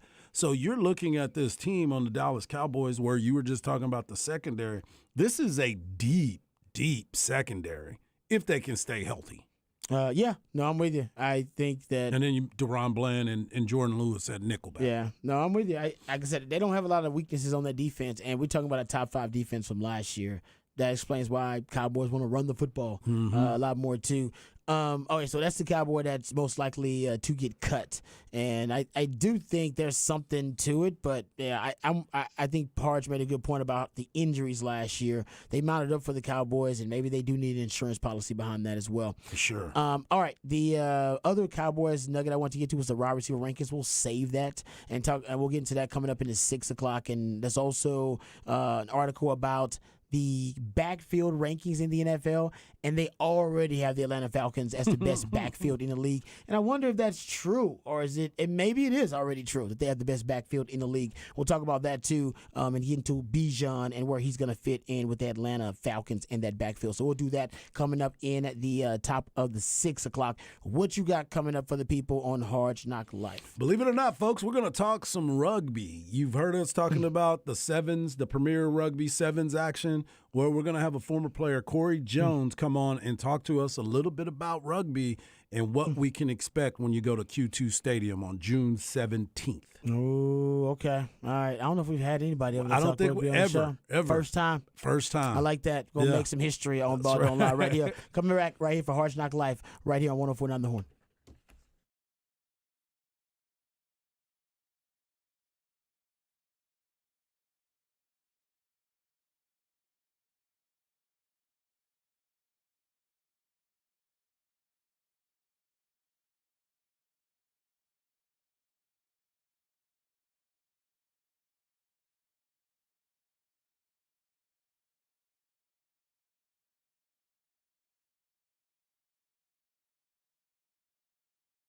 Mike Harge here, and I want to talk to you about my friends over at Pest Wranglers. PestWranglers.com is where you need to go for your pest control needs. Pest Wranglers is locally owned, and it's a small family business that's been around since 2006. Its basic principle of great customer service makes sure it leads to happy customers. Pest Wranglers service most of the Central Texas area, and if you're in need of getting some help with some mosquitoes, termites, rodent control, or you need inspections for your residential or commercial properties, please give Pest Wranglers a call at 512-670-7808, or just go to the website PestWranglers.com. Pest Wranglers won't even make you sign a contract because they believe if they keep their customers happy, they will keep them as a happy customer. They've got 5-star ratings on Google, Yelp, Angie's List, and all other referral sites. My Pest Wranglers Pest of the Week you know it's got to be going to Coral Gables.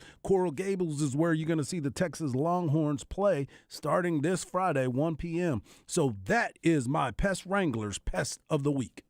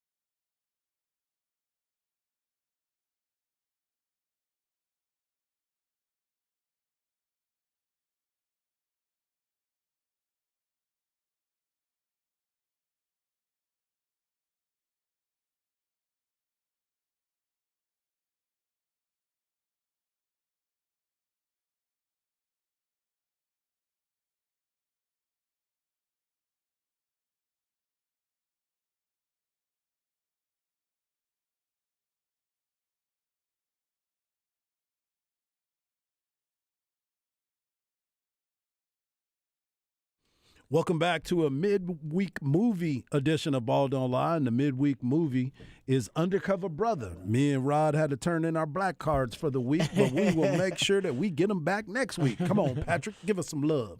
But it's your boy Hardball Hard. You can follow me on Twitter at Hardball Hard. You can follow my man Rod Babers at Rod Babers. And, of course, you can follow the man behind the glass that stumped all of us today at It's Patrick Davis. We also love it when you're a part of the show. Hit us up on the Specs text line, 512-337-3776.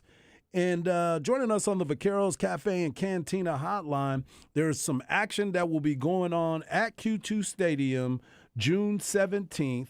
It's the Premier Rugby Sevens. And joining us right now to give us a little bit of information and talk a little bit about his career and educate us on rugby is my man, Corey Jones. Corey, how you doing today? Hey, fellas, how's it going? It's well. Good, Thanks for good, joining good, us. man. Thank you for joining us because we have so many questions that goes behind the scenes of the rugby and the Rugby Sevens that'll be playing here at Q2 Stadium. But you were a former professional player for the Austin team. So tell us about that experience and what you love about Austin. 100%. Yeah, guys, thanks for having me. PR7 started 3 years ago in Memphis, and, man, it's kind of taken off from there. Essentially, it's just a professional sevens league here in the States. I'm actually still in it again this year. I have moved teams out to the Colorado Experts. We won the last 2 years, hoping to make it a three-peat.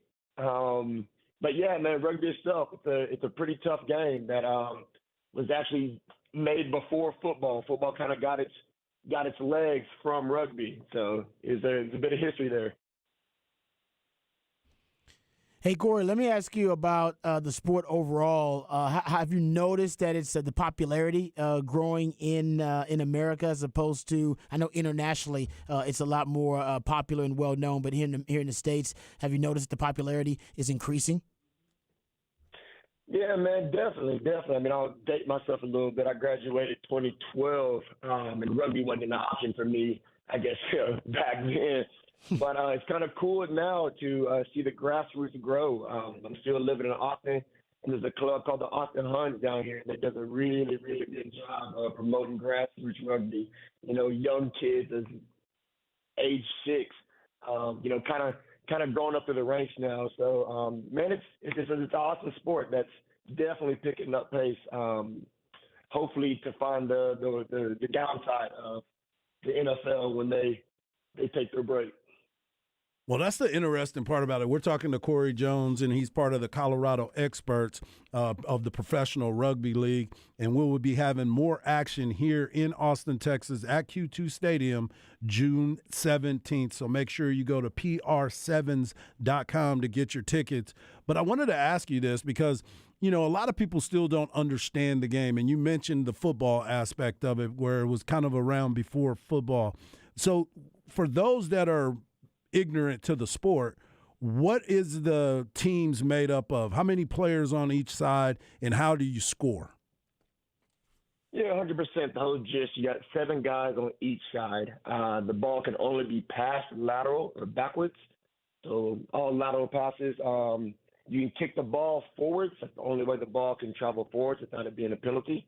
And to score the ball in the end zone, you have to actually touch the ball to the ground. So for us, it's called a try, but how football got the word touchdown is from rugby having to actually touch the ball to the ground to score. So there's no breaking the plane or, tipping over the pylon. You have to actually ground the ball inside the end zone. That is definitely something that is interesting, especially when you talk about it. The touchdown literally is you have to touch the ball down on the ground as you pass the goal. But then I also wanted to ask you, too, we see people, I've seen it at Round Rock Express. They've had games out there now. Obviously, they're moving it to Q2. But when you do that stack, what exactly is that stack before the ball is even snapped? Yes, that's called a scrum. So again, that resembles the O-line, D-line of a football game. So if an infraction happens, the ball falls forward. So that's one thing in rugby. You can't drop the ball forward and you can't run out of bounds. If you do one of those two things, the ball gets turned over to the other team. So there's no hiding in between those white lines. And essentially you have 3 guys on each side that will collide with each other in the middle of the field.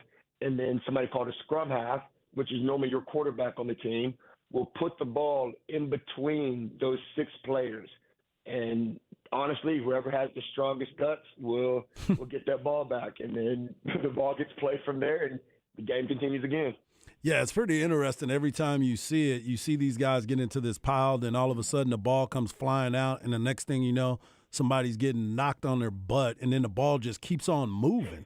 Like it's just kind of crazy when you start looking at it. When you got involved in it, as you said, you graduated 2012 and, you know, it wasn't an option for you. What made you decide to get involved with rugby in this career path? Oh, brother, how much time do you have? I actually went on scholarship at the University of Arkansas, so I was a Razorback for a little bit. And if you remember the whole Bobby Petrino thing, I'm not going to spread any bad hate back to my alumni, but when that whole fiasco happened, the organization kind of dipped. There was a rugby team there, the club team, and the head coaches reached out to the players who were transferring all over the nation to try to get away from everything that was going on in that organization. And the coaches talked a great game. Coach Fife, Coach Franz, everything, you know, is to them because I joined that team. And 3 years later, signed my first professional contract, and I've been playing for 9 years professional ever since.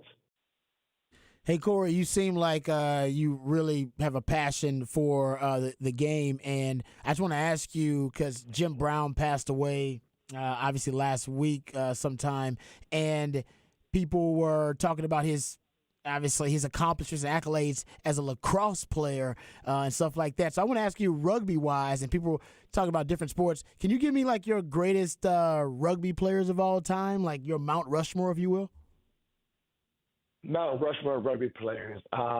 Perry Baker, right off the bat, one of the best players to play sevens across the board. He's won 2-time Player of the Year. I had the privilege of playing with him year one at PR sevens. A great rugby player. Todd Clever, known as Captain America. I mean, that guy has done so much for the game, and now is on the back end, kind of growing the grassroots from the bottom side up. Todd is very, very, very noble in there.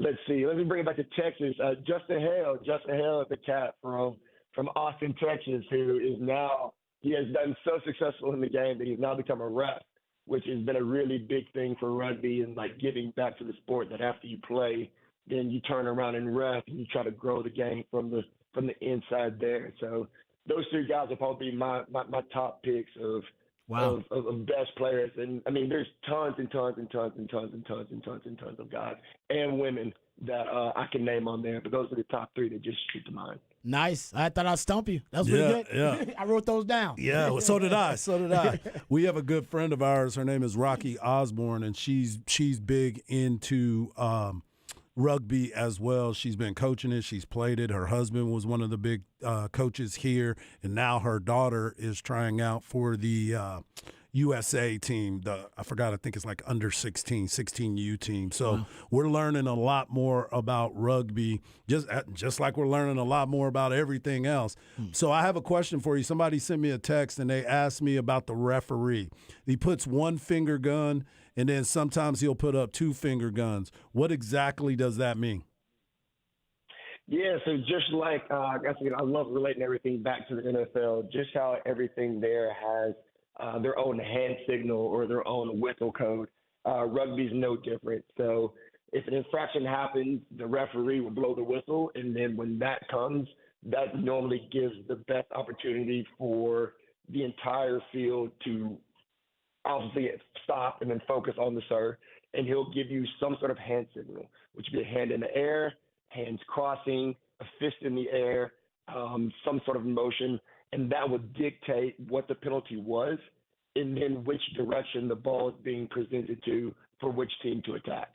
So you can do something naughty on offense, you can do something naughty on defense, and it can go both ways. So whichever way the ref points and then gives his signal will then let everybody on the field know which way they can attack, who's on defense now, and where the ball's going. Wow, man, there's all kinds of rules and regulations that nobody really understands like that. So another question that was asked of us is, what's the difference between rugby and Australian rules football? Oh, Aussie rules football. That is a daredevil sport, to say the least. I don't know too much about it. I've only played it one time. Rugby has a few different codes to it. So 15, sevens, touch, oz tag, Aussie rules. Still played with essentially the same ball, but a different coach to it. Yeah. But Aussie rules football is a lot of jumping, a lot of hitting in the air. I don't want to bring any shame to Aussie rules. I'm gonna stick to my craft of sevens. I like that. I like that. Hey, let me ask you, do y'all what padding are you wearing, Yeah. if any padding out there? Yeah, so normally if you have a head knock or if you're in the scrum that we talked about earlier, you may wear a scrum cap, which is a leather or sometimes polyester head helmet, so to speak. I know the 7-on-7 football players are wearing that now at Yeah. younger ages to kind of prevent those head knocks. But outside of that, some guys with big shoulder injuries, reconstructions may wear a soft pad, but cleats and a mouth guard is all you really get. Ooh. Cleats and a mouth guard. And just go out there and just run into each other with no remorse, right? Man, no respect. remorse. Respect. Exactly. And that's kind of the thing about rugby, though. You think with no pads and nothing on, there'd be more injuries, but there's actually less injuries because just like you're taking care of your body, you're also thinking about the other person's body. Yes, you want to make this big highlight hit, but you do have to think after each hit, you have to pick yourself off the ground and give yourself a little come to Jesus moment of how bad that really hurt. So there's a lot of safety techniques that go into it, but at the end of the day, it's metal on metal. So. Man, Corey, thank you so much for joining us. And make sure y'all get out there. They're going to have all kinds of things going on. You can party with the PR7s for the Eastern Conference kickoff Saturday, June 17th at Q2 Stadium. Don't miss any of the action because you know it's going to be a fan fest, and you might get to meet all of these players as they get ready to go into battle. You can get your tickets today at PR7s, the word sevens.com. That's PR7s.com. Corey, man, we appreciate you jumping on with us and educating our community on rugby because I know that you guys are still trying to grow this sport, and we're doing everything that we possibly can to help you out. Yeah, 100%, guys. Thanks for having me on. Again, it's a really inclusive community. You can be a professional or you could be just starting. We like to bring everybody in. And I want to mention on that Fan Fest, just for the listeners out there, Fan Fest starts at 3. The gates open at 2:30. The games kick off at 4 p.m. with a halftime of Black Joe Lewis at 6 p.m. Ooh. Games will wrap up a little bit later that evening, but that's a little exclusive for y'all.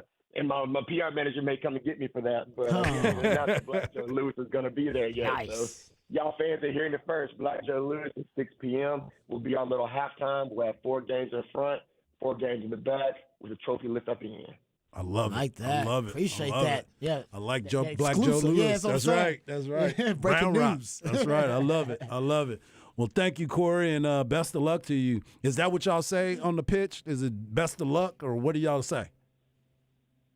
Cheers. I like that. Cheers. Cheers. Appreciate you, bro. Have a good one. Thanks, brother. All right. Yeah, boys.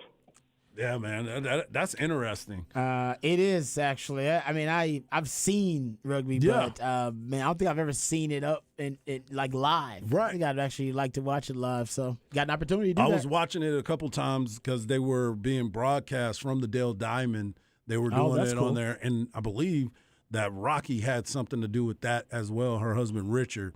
And that's when I really started paying a little bit more attention to the rugby because they were involved in it. Yeah. And obviously they're cool people, so you want to try to help them out as much. But, man, it's a physical sport, man. Yeah, I mean, he just said When you said basically them pads. he was like, that basically pads are kind of voluntary, and most guys don't wear them. Right.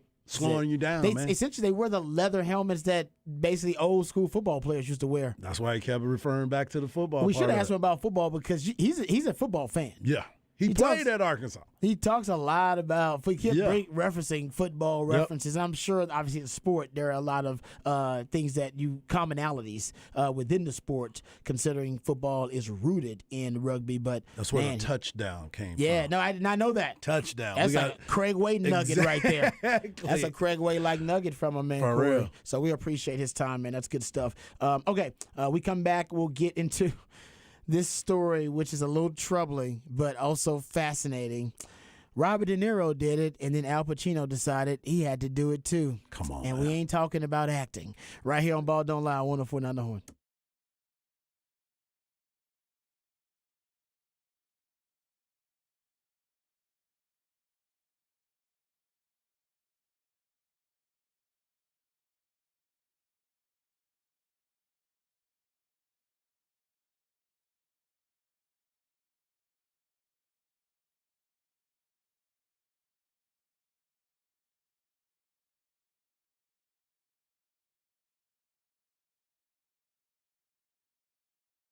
Hey, what's up, folks? Lifetime Longhorn Rod Babers here. We all love the city of Austin. It is a fantastic city for a lot of different reasons. But one thing that is really alluring about the city and appealing about it is the aesthetic appeal of it. And thanks in no small part to the skilled craftsmanship of our good friends over at Ironworkers Local 482. They've been helping shape our great city since 1935. That's a really long time. And you see the labors of their love all over the great city with iconic landmarks like DKR Stadium and the Pennybacker Bridge. And as our city continues to grow and thrive, so does Ironworkers Local Union 482. They don't go to the office, they build it. So if you're looking for an exciting new career, you want something fresh, something new, something that will challenge you, you can become a valued member of Ironworkers Local 482 and accept the challenge of becoming the best version of yourself while helping shape Austin's economic development. And right now, Ironworkers Local Union 482 are hiring 3,000 people for a huge project. So become a member of Ironworkers Local 482 and take pride in the type of teamwork and craftsmanship that helps shape the future of our great city. Maximize your potential and be your best self today. Simply apply at ironworkers482.org. That's ironworkers482.org.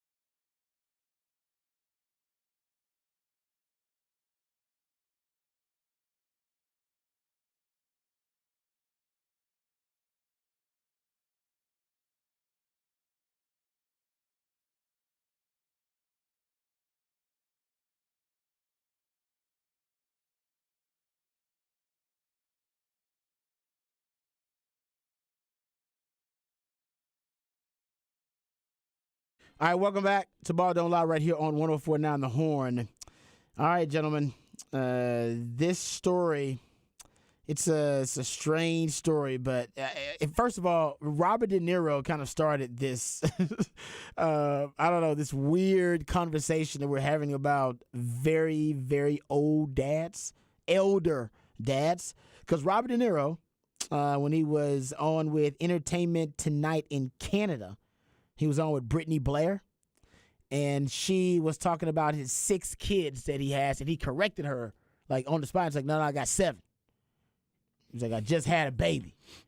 And she, like, was like, what? She was, like, taken aback. What do you mean? You're 79 years old. He's like, yeah, I just had a baby. So Robert De Niro just had a child at 79 years old. So that was a huge story last week or last month sometime. We didn't really get into it. But then this story, I figure we got to talk about this now because one of the most other well-known actors in Hollywood circles is Al Pacino. And just this week, it was revealed that Al Pacino, who has acted in plenty of movies with Robert De Niro, I'm fans of them both, that he is set to have another kid at 82 years old. 83. Yeah. With his 8 months pregnant 29-year-old girlfriend. You heard what he said. 29. And he's got kids. Man. He's got 2 daughters that they are older than her. Well, yeah, that's wild. That's wild. Why do you want to be a dad that old? I mean, she is kind of cute, though. She's kind of cute? Yeah. No, she's great. Oh, no, you can definitely get your groove on. I'm not saying not get your groove on. Oh, he's get your definitely groove on by any. Hey, do that for sure. Yeah. If you 80-some years old and you still want to get your groove on, oh, yes, I am You're not praying and slipping hoping. one past the goalie at 83. Yes. This was an effort. I think they are. Well, I think they are using Yeah. medical technology, frozen eggs, frozen embryos, and frozen sample and all that stuff to do it. It's probably even done outside. Yeah, it's probably because- not done in a traditional. Let's sense. put it this way: if Yes. you're 83 years old and your 29-year-old wife told you she was pregnant and you didn't try, you'd be like, "Oh, you're out. You're done. Right. Like you cheat on me because it wasn't me. Because that's how science works. That was what you'd say. You wouldn't be like, "Oh, I'm so happy we're pregnant." You'd be like, "No, you clearly are cheating on me." So you just saying you don't think it's happening? They're like going into No, the, I don't think he was. Oh, oops, who knew? I don't think that happened. Hey, you like you said, you ain't slipping it past the goalie at that point. Here's a question: 79. I mean, I 82? don't Was know. Blue Chew in the store? What is Was he Well, taking Blue Chew? That's the question Patrick's bringing Yeah, up. Is was he- that was he Blue Do Chewing we it? think that they were something that was done through natural kind of Well, intimacy? I'm or not rather, I'm not even saying you can't do it at 83. I'm saying You're doctors saying say the like stuff- it's like 65. You don't produce. I know that's what I'm saying. I You think don't it was produce done anything through to do that anymore. technological advances. Yeah. People who are really rich freeze their Yeah. eggs and they freeze their sample and all that kind of stuff. Well, I got So I something think he for probably you. froze it, and then his girlfriend was like, "Hey, I want access to that. Yeah, like You know what oh, I mean? we I need got to- I got eggs that are still healthy. Hey, I you're want access gonna to it." go crazy in like 15 minutes. You're gonna go senile any day now. I need something to tie down this monetary commitment. So something- here's the story. I want y'all to understand this as well. So the story behind this young lady is pretty interesting. Not only is she having a kid with Al Pacino, Oh no! What are you trying to say now? she dated Mick Jagger and Oh. Clint Eastwood. Hold up. When? She's 29. She dated What- him. at She what dated ages? Jagger in 2017 when he was 74, and she was 22. When did she date Clint Eastwood? It says right here the following year, she was rumored to be dating Clint Eastwood, who, by the way, is 91 years old. It said, however, she claimed that the pair were merely just family friends. So Friends with she benefits. doesn't have daddy issues. She has granddad issues. But the thing about it I- is, they say that this young lady is not. She is definitely part of the life because she travels with rich and famous people. Like she's not like a gold digger. She got bread. No, she got bread from. She got men. bread. Yeah. Where'd she get bread for though? When who she get They bread saying from? she's She got got- family money. Is that what She's they're got saying? family money. She got money to hire a writer to say she got family money. Yeah. She's got family money, man. I don't know. I don't- I don't I'm know not if I buying- believe that. not Yeah. buying They any of said, these things. according to a source that talked to Page Six, the age gap doesn't seem to be a problem, even though he is older than her father.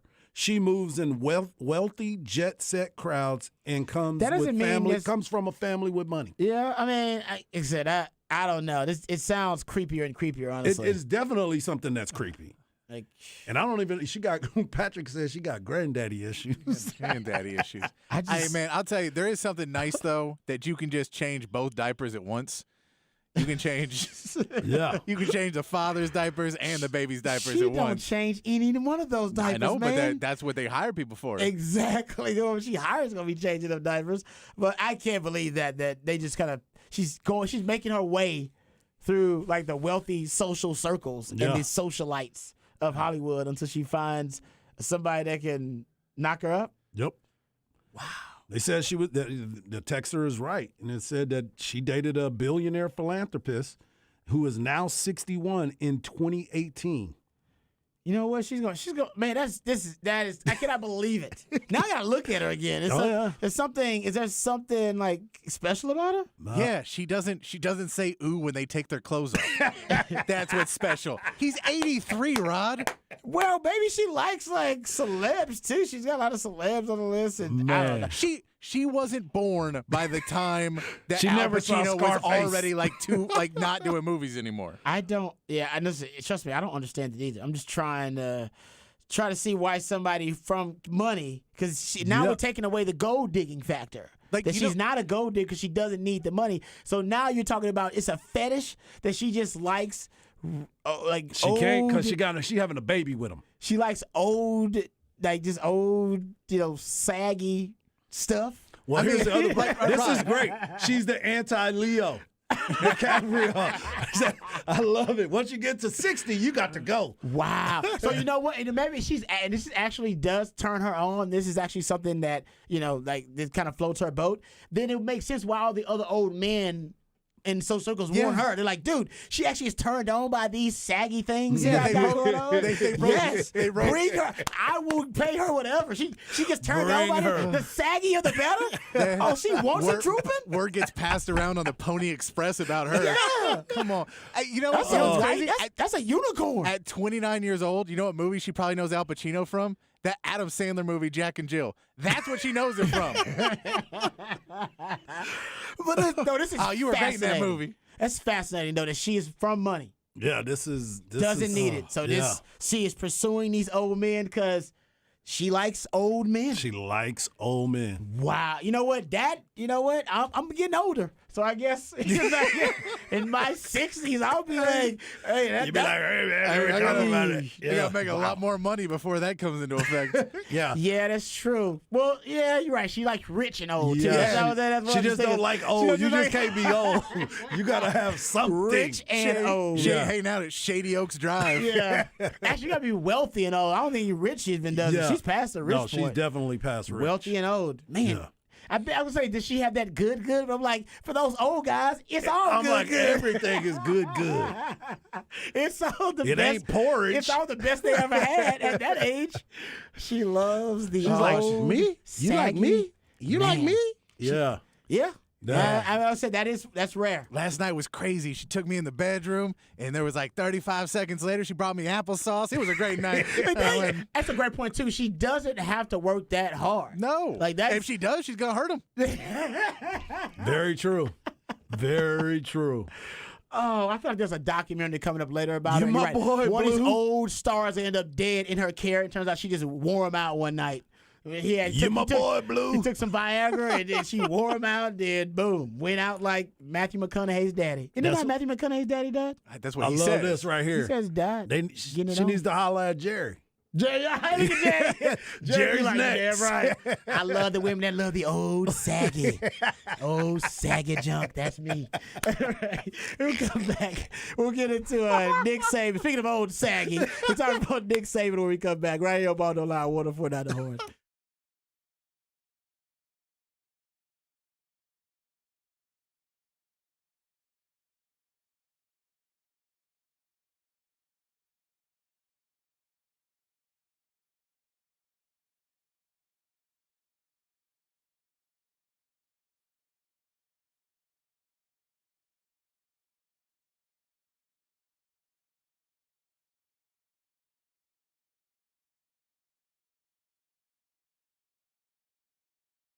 Hey, what's up, folks? Lifetime Longhorn Rod Babers here. Let me tell you about Dr. Greg Eckert and his all-star team because they can help you out with anything that has to do with your dental health or hygiene. That's right. If you need a brand new smile in just one day, however, they can do that. I know I'm not joking, actually. That is something that Dr. Greg Eckert can do. He's always on the cutting edge of the technological advances in general dentistry to make sure that he is giving you the best quality dental care available, and he's doing it once again. He's giving you a brand new smile in just one day. He understands that the quality of your smile can truly affect the quality of your life. And he also understands in the Instagram world that we live in that a confident smile can truly change your life. As a matter of fact, my first visit to Dr. Greg Eckert's office, I met a woman who came out of the exam room actually crying tears, and I thought to myself, see, this is actually what I thought a dentist's office was all about. People have tears and they're scared. Nope, actually I was wrong. Turns out she was crying tears of joy. She was actually so overjoyed. She looked in the mirror and she had seen her smile for the first time after Dr. Greg Eckert and his all-star team had given her the smile she had always wanted. So she was brought to tears with her emotional story and her testimony. We were almost brought to tears as well just listening to her. And Dr. Greg Eckert can do the same thing for you. A brand new smile in just one day. He can give you a brand new smile in just one day, permanently secured to your dental implants. No time spent without teeth. You get temporary fixtures until they complete your permanent smile, and you'll smile again with confidence and eat freely without pain or discomfort. We're talking about a lifelike permanent solution. So if you've been told your teeth need to be replaced, just call Dr. Greg Eckert today to learn about this revolutionary alternative to dentures. It's a brand new smile in just one day. It sounds too good to be true. It's not. It's just Dr. You. You got nothing to lose, but everything to gain because it's a complimentary consultation. 512-345-3166. That's 512-345-3166. Or visit dreckert.com, DRUECKERT.com.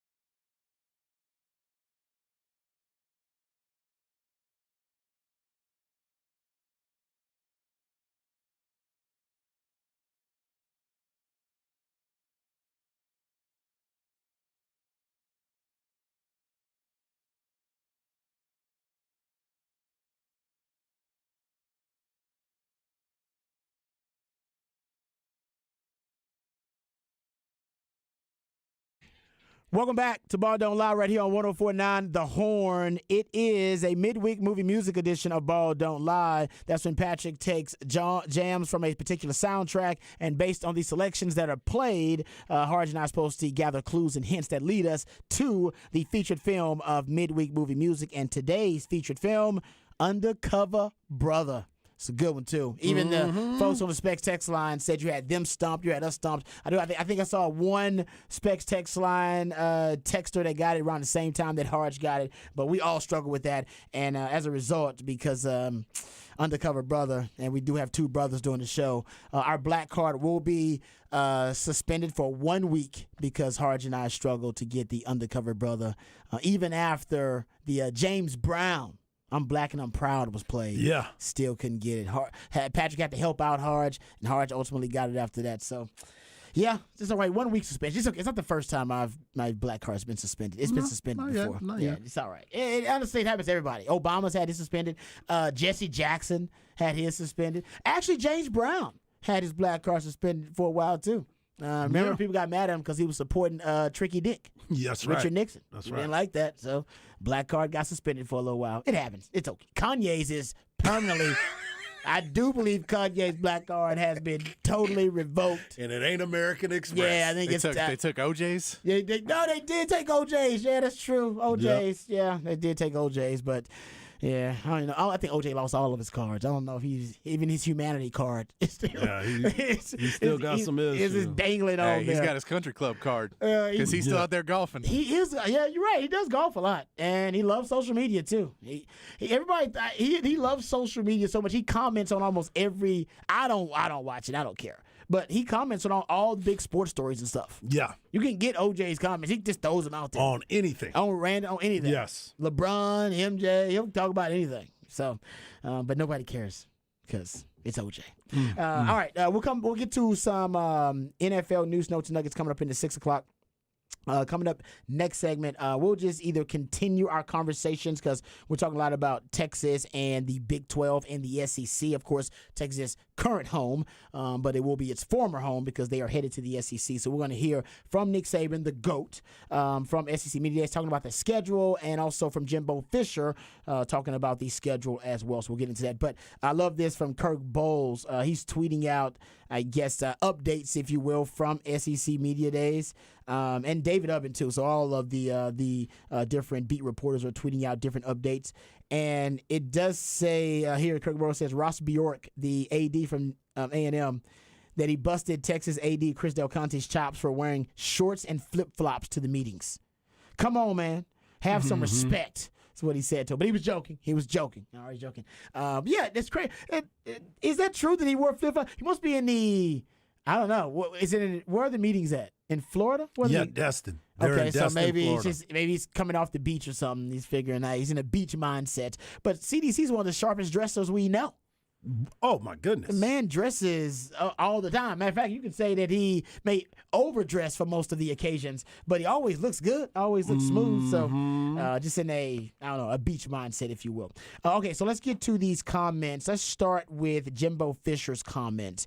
There were two pieces of audio from Jimbo Fisher. One is him on the podium actually addressing the media, and he's being asked about rivalries and the new scheduling format. Now, the SEC has not yet decided or voted on a scheduling format, but the reports are they're down to two different options. There is the 8-game format, an option which means you'll have one annual opponent you'll play every year. That's your rival, and you have 7 rotating opponents. There's also the 3-6 model, the 9-game format model, where you'll have 3 rivals you'll play every year annually, and then you'll rotate the other 6 models. So they're deciding between these two models. And here's Jimbo Fisher. He was on the podium being asked about the scheduling format and being asked about the rivalries and what he likes and what he would prefer. Here's Jimbo Fisher. I would love it. Rivalries are great for college football. I love rivalries. I think the 1-7 format, in my opinion, whatever the dominant rivalry is or whatever the league says it is that the 3 gives you get your second rival, which in this league there's still a lot of those that are included in that thing too. and then the format goes back of 5 and 4 and what you're scheduling. I think there's so much unknown because where's the college format going to be? Where's the bowl game schedule going to be in the future? How does this affect playoffs? How many teams are getting in? How many losses can you have? I think there's a lot of consequences there that we don't know the answers to. But, yeah, I would love to play Texas. Now, if that was our guy, I would love to play Texas, without a doubt. And now, I didn't bring up this audio, but I do remember watching it on the SEC Media Days on YouTube. Jimbo Fisher is in favor of the FCS game on the SEC schedule. He has, matter of fact, more so than any other SEC coach, he has advocated for that FCS opponent. He thinks it's good. He thinks it's good for the overall game. It's good to reach out to the lower levels. He thinks it's good for coaching ties, for upward mobility.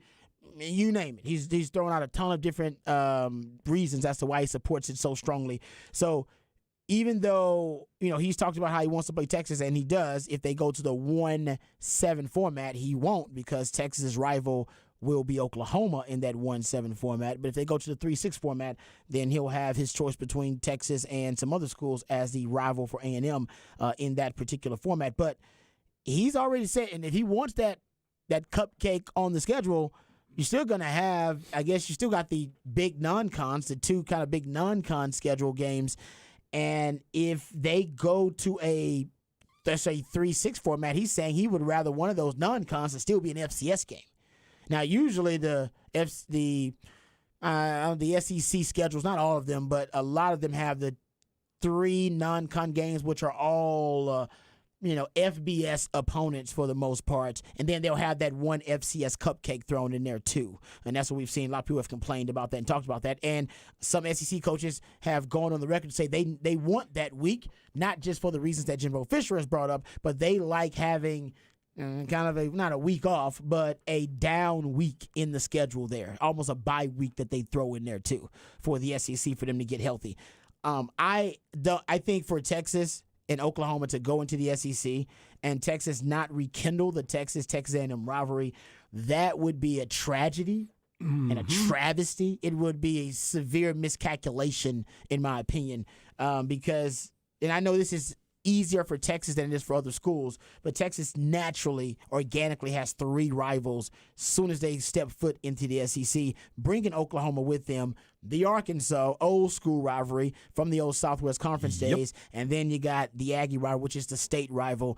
It does fit naturally for Texas, but I realize for every other school out there, it's not that easy. Even for the Aggies, I don't know who their 3 mainstay rivals would be. And if they go to the 1-7 format, I don't know who the Aggies rival is going to be there in the 1-7 format. Neither do they. I mean, that's the other part about it. For me, as I sit and I think about all these rivalries, and Jimbo, he says, oh, yeah, I love rivalries. I think it's great. I don't understand how he would want to play one of those FCS schools. I don't get that. He does. Well, he says it's for like good. It's like charitable almost in his mind. So you can go out there and beat them up. I mean, that's the thing. They do pay him for that. I know, but I mean, that's I mean, you're not going out there for practice. I mean, I understand where we're at. This is something that when you're becoming a super conference and this is what you want to consider yourself, every week you're going to be able to play top-notch games, and that's what the people want to see. You don't want to see cupcake games. You want to go to the stadium and watch them go out there and put work in. Your team has to be on top-notch. I mean, you're paying these kids now like they're NFL players, go out there and play NFL games. If that's what if you really want to be in that, and you chose to go to the SEC, bro, you were the one. Y'all wanted to go to the SEC. It just means more. It does. It does mean more when you're playing it. Now, to Patrick's point of what he said earlier, if we are going to add more teams into the playoffs, then you need to play everybody.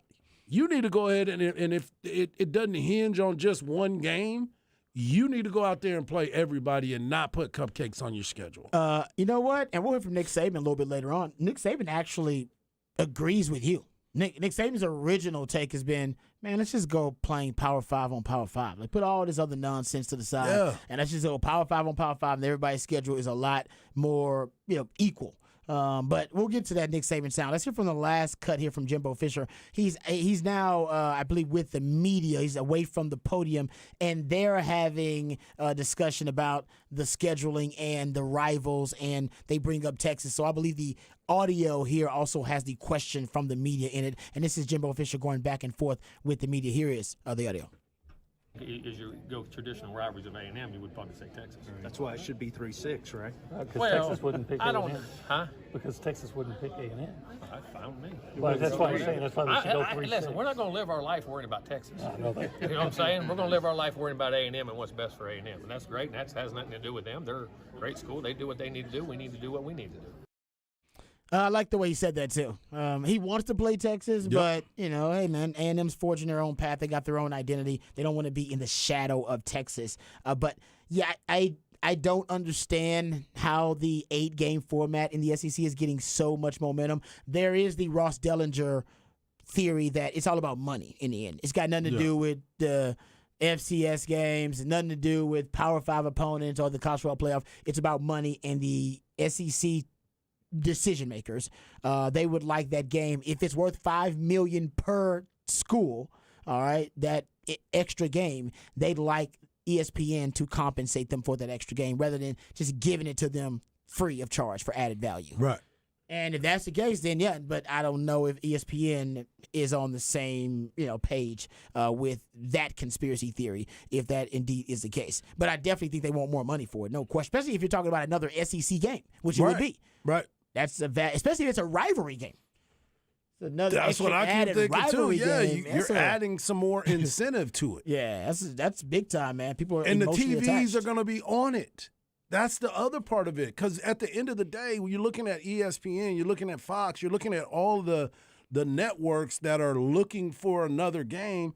The other games, that FCS game is a pay-per-view game most of the time. If you go back and look at, remember they used to do a lot of pay-per-views. Yeah, I remember where that. you had to go if you wanted to watch your team. Yeah. You had to go pay for it, Terrible and it's idea. like, come on, man, what are we doing? Like, it's just crazy to me that they hadn't thought this out. You knew this was coming. It's just like the NIL deal. If they would have put the parameters out there right away, nobody would have fought it. They would have argued for it a little bit, but they would have been like, okay, this is the number. They gave us the number. This is where we're at. Just like this. The SEC, the leadership board, should have already said, this is what we're going to do, and I think this is why, and everybody would have got in line with it. Now you're over here having options, and what do you think? What do you think? I think everybody should play everybody, and we should just go out there and strap it up. You get a couple games out of conference, but it's all got to be Power 5 or a group of 5. You can't have the FCS lower-level teams playing against your squad. No. As a matter of fact, on that note, here's Nick Saban, because Nick Saban was asked about the scheduling too, and then he goes back to kind of pat himself on the back for something that he was advocating for years ago in regards to SEC scheduling. Here is Nick Saban. I'm sure a lot of those things will, sort of factor into it, but I still am always of the opinion that we should pay all Division I games. I've said this for years. So whether there's 60 teams in the Power 5 conferences or 70 teams or however many there are, that it's better for fans, it's better for strength of schedule that we all play all Power 5, games. So however we get to that, I think that's the best thing. I think one of the more difficult things with going to 9 games is, we've tried to schedule 2 out-of-conference Power 5 games to try to improve our strength of schedule over the next, 7, 8, 9, 10 years. And if we go to 9 games, we'll have to unwind that. So my deal was always play more SEC games because we couldn't get other people to schedule. So now I think there's more people in tune to scheduling, so having a balance is probably the most important. I'm not sure where Nick Saban stands after that, but he did say originally that he would like to get to a point of at least somewhere close to what you envision, Harge, which is, man, let's just cut out the nonsense. Get to the point where we're going to separate ourselves and be the super conferences. Yes. And it's just 4 or 3 super conferences. Let's just play each other. Right. Let's just play each other, and then that'll be part of our separation from the rest of college football, whether it be the NCAA or whether it be Division I, and we'll come closer to being able to change our own rules as it relates to NIL, change our own rules as it relates to the transfer portal, change our own rules as it relates to, player athlete compensation, because they know right now the NCAA is not going to do any of that kind of stuff either. Right. So I'm with you. I think that maybe we're getting closer to it, but right now the SEC, they're still struggling over, like I said, that the 3-6 or the 1-7, and to me, it shouldn't even be a debate. Like the 3-6 is way sexier than the 1-7.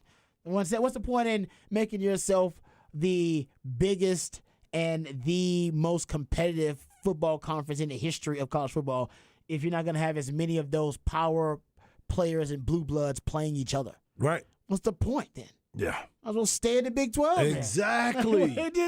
That's why I'm like, what are we doing? I thought we were going to do a kind of a, where, hey, all the best brands of college football, they're going in 2 leagues. It's going to be like Apple and Android. Choose one. You choose Apple or you choose Android. Pick a side. You're Big 10 or you're SEC. And those are pretty much the big boys of college football. Yep. Yeah, that's where the big boys play. And they play each other. Mm-hmm. And, for the 1-7, they don't play each other. Exactly. They avoid each other. It's weird. And you think about it, all those teams that are in the SEC, you got a 14-team league now, and you still sitting over here trying to figure out how you going to make this work? Come on, man. This is easy. You got that many teams, you should be able to make that work easily. Scheduling should not be a problem. I don't think it. I don't know why it has become a big issue. Shouldn't be this big of an issue. It should not be this big of an issue. Should be something that is a relatively simple solution. But it just seems like now there are just 2 camps, and they can't get all the coaches and all the administrators and decision makers on the same page. So we'll come back and get into some more discussion. We'll talk NIL. Nick Saban walking off the stage at SEC Media Days took a shot at Texas along with a couple of other schools as it relates to NIL. Come on, we'll man. hear from Nick Saban. We'll read those comments, and I'll tell you why it's a good thing that Nick Saban's taking shots at Texas. A really good thing. All of that and more right here on Ball Don't Lie on 104.9 The Horn.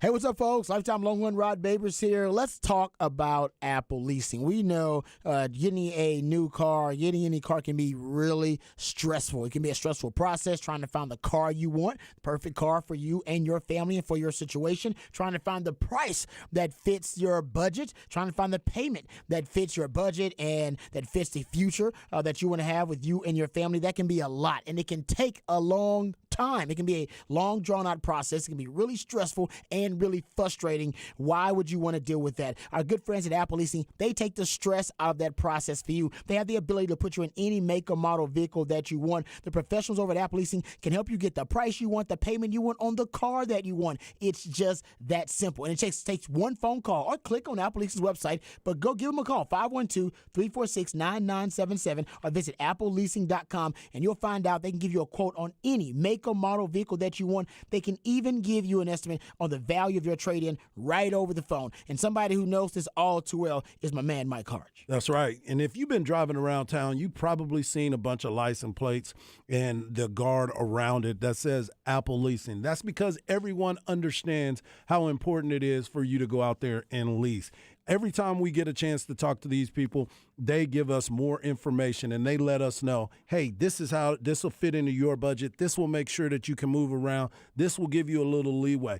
That's what it's all about. You want to be able to be in the car you want to drive at the price you want to drive it at. I mean, there's nothing else like it. I've done it 3 times and I couldn't be happier. Every single time I just give them a call at 512-346-9977, or I can go to appleleasing.com and I tell them the make, the model, the year that I need, and they will find it for me. And then I also have to ask them, hey, this is the budget that I'm in. Then they try to figure it out and they get you in the car that you want at the budget that you want. I'm telling you, if you have not done it, please do. Go to appleleasing.com and you will not be happier. Ask for my friends Jeff, or you can ask for my boy Chris. They will take care of you. They'll walk you through the process because that's what they do. Go to appleleasing.com today. That is appleleasing.com.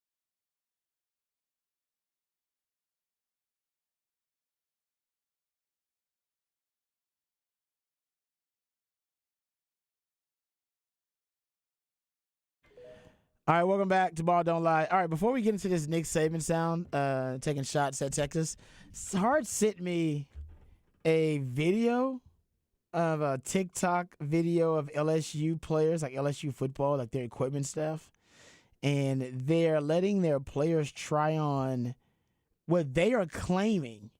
I'm gonna say claiming because I want proof of this. That this player, they're having air conditioned helmets this year. Gotta stay cool, man. How do we feel? I don't know how I feel about that. Let me try one of them helmets on first. Well, Let me see what that AC is I'm sure working. it's amazing. I'm sure it feels great. But I don't, man, it's something about the mental toughness of that. Am I just being ignorant and old school? I'd be more worried about them breaking in the middle of a game. I'd worry about that too. And now your player's like, well, I've practiced in air conditioning. I've done everything in air conditioning. Now you got me in this it is the third quarter in 112 degrees, or we're in Florida or something. Well, that's mental toughness to me. And then now I'm pouring sweat out of my helmet. Yeah, to me, that's mental toughness. And I don't want to go in the game. Your ability to be able to deal with that type of adversity, whether it be physical, mental, emotional, whatever, part of that is what makes you mentally tough. Mm-hmm. I'm worried about your players' mental toughness when they got air-conditioned helmets. Because not only are they breaking, so you physically won't have that advantage, but, man, I mean, think about that. Part of your conditioning as a player is to learn your body to learn how to regulate its temperature. Right. And so to help, cool yourself up, they tell you, like, control your breathing and to stand up, those kind of things. And you just put on the air-conditioned helmet and it's all good. Like, I don't know. Maybe I'm just being old school. I don't know how I feel about it. Yeah, you are being old school. Until you try it on and then you're gonna be like, ooh, I like this. Oh no, but Pat's right good. too. If you land the wood, it could just break on you. Yeah, they're teaching you not to tackle with your helmet rod. They're teaching you to get on the side of them and rugby style tackle them. I don't know. Tell Chris Ash. I wonder how Texas feels because if it's cutting edge technology, Texas is gonna be right there in the conversation. mix. Somebody already pitched it to them. Right. And I wonder if they said no or they're like, oh no, we'll get ours next Coach, year. I got brain freeze. Air-conditioned helmet. I know there are a lot of coaches out there. Let me know what y'all think about air-conditioned helmets. Maybe I'm being the old school. Maybe I'm just being like an old crotchety. No, our world is getting soft, Rod. That's what it is. Players out here getting soft.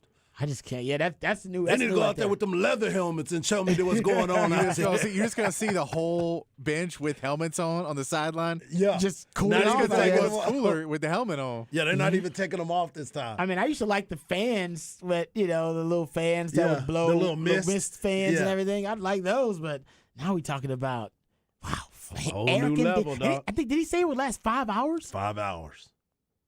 Whoa. So you get into triple overtime and the whole team's like, oh, geez, guys, we are phasing out here. That one guy said, man, I promise you, I'm not even going to sweat when I run around because I got this on my head. Exactly. I want them to sweat. I need you to work up a sweat. I don't know if I need them being that comfortable in practice. Right. The part of football is to get out of your comfort zone.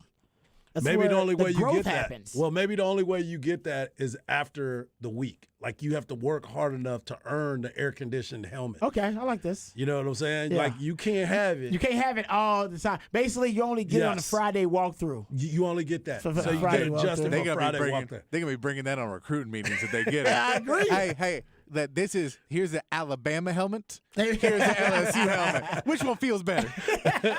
That's a good point too. Texas says they have to weigh something. Won't that make you so? Yeah, because they have to pass like a different They tests do, and everything and protocols. So they have whatever the weight limit is. It obviously passed all the tests. They're gonna wear it. It has to. That is wild. All right, something else that's wild is NIL, gentlemen. Let's hear from Nick Saban first about NIL because he was asked about NIL, transfer portal, and just asked about how college football is changing a lot faster than any of us, especially regulation, can keep up with. And he went on a little bit. It wasn't a rant. But he was pretty lengthy, and I actually cut this, and it's still pretty lengthy. Yeah. But here is basically Nick Saban saying he thinks college football just needs to go pro.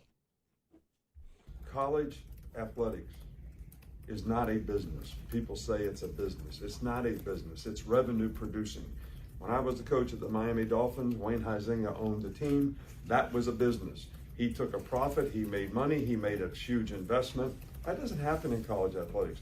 we reinvest every cent that gets made into non-revenue sports, to scholarships, to a lot of things that create a lot of opportunity for a lot of people, which is really, really good.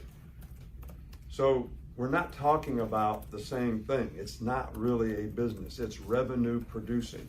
And nobody takes a profit. All the money gets reinvested in other opportunities for other people, whether it's facilities, whether it's scholarships, whether it's opportunities for people to play. And if we continue down this road, are we going to be able to continue to have those opportunities? I think those are all good questions that somebody probably ought to answer. Last question. How do you feel about the idea of taking some of that profit and making players employees like you're talking about just that? Well, I just think that, yeah, I have no problem with that. I mean, unionize it, make it like the NFL. I mean, if it's going to be the same for everyone, I think that's better than what we have now, because what we have now is we have some states and some schools in some states that are investing a lot more money in terms of managing their roster than others, and I think this is going to create a real competitive disadvantage for some in the future, and it's also going to create an imbalance in competitive nature of the sport, which that's not good for the sport. Everything they do in the NFL is to create what? Parity. So, and if they could have everybody going into the 17th week of the season at 8-8, that would be like a dream for the NFL. Because every team would be every fan would be watching their team to see if they get in the playoffs. Well, you think there's disparity in college football right now? There's going to be a lot more in the future. Okay. Now, allegedly, right after, see how often he said parody? That was like his word, parody, Yes. parody. Allegedly, right after he steps off the podium, in the process of stepping down away from the podium at that media availability at SEC spring meetings, he said, quote, several sources stated this, quote, "You think parity is here? I think the way Southern Cal, Texas, and Texas A&M are spending money, it hasn't hit yet. What are you willing to spend?" And then he walked away.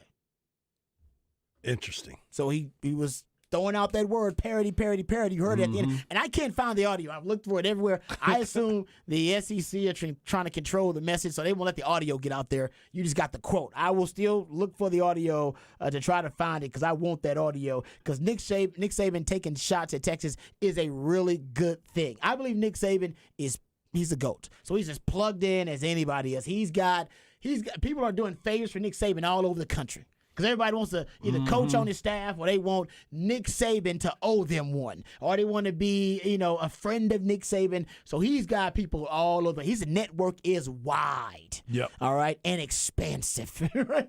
And I do believe when Nick Saban takes shots at different schools or coaches, in some way, it's a little threatening to him. That's why he's taking the shot. When he took the shot at A&M, where he talked about how A&M was buying all their players. Now, he doesn't believe that A&M is going to, start going on a streak of beating Bama year after year, but he knows that A&M will definitely start beating them on the recruiting trail with NIL money. Matter of fact, it was already happening. That's why he brought it up the way he did, right? Talked about them buying players, and he was mentioning that with NIL. And I think for Texas, something similar. Remember, I brought up the article from the Austin Business Journal that came out, I think that was last week, maybe 2 weeks ago. And I brought it up in Raj Round the Day, how in that article of the Austin Business Journal, it was a CEO of Open Doors, which is a Nebraska-based company that tracks NIL activity and tracks NIL revenue. And their CEO, Blake Lawrence, said, quote, "We track hundreds of millions of dollars and hundreds of thousands of transactions through our technology and platform. Analyzing the first 20 months of NIL, Texas athletics is numero uno, number one in the country in our data set when it comes to NIL compensation for student athletes." And we all know USC. Hell, was it Pat Narduzzi? They called out USC and Lincoln Riley for going after his players at Jordan Addison. He called them out straight up and just said, "Nah, man, I don't like the way they doing business." So, basically one school Nick Saban's already brought up, All right, because he feels a little threatened by the Aggies and what they're doing in NIL. Then now he's bringing up USC, who's been called out by another coach for their NIL methods. And now he's calling out Texas, and Texas is like, "Hey, we just got here. We're sitting down. We got a seat at the table at SEC meeting. We just got invited to the party. Yeah, but we can't even vote. We can't do anything. And yet Nick Saban's putting Texas in there too. Like Texas, throw them in there too, because his network has told him, man, there are some schools who are rainmakers in the NIL world. What'd you say all the time? There are some. And They Texas wanna wants be to be NIL capital There you of go. college sports. They do. Texas boosters, BMD. Shout out to the Big Money boosters and donors. I have some of them have told me, no, Texas, we would like to be the NIL capital of college sports. So if the kids want to take advantage of their NIL, if they want to maximize it, they come to the University of Texas at Austin. That's where they go. And USC wants to be in that conversation. Miami. I'm surprised Nick Saban hadn't called out Miami yet. He called out Dion.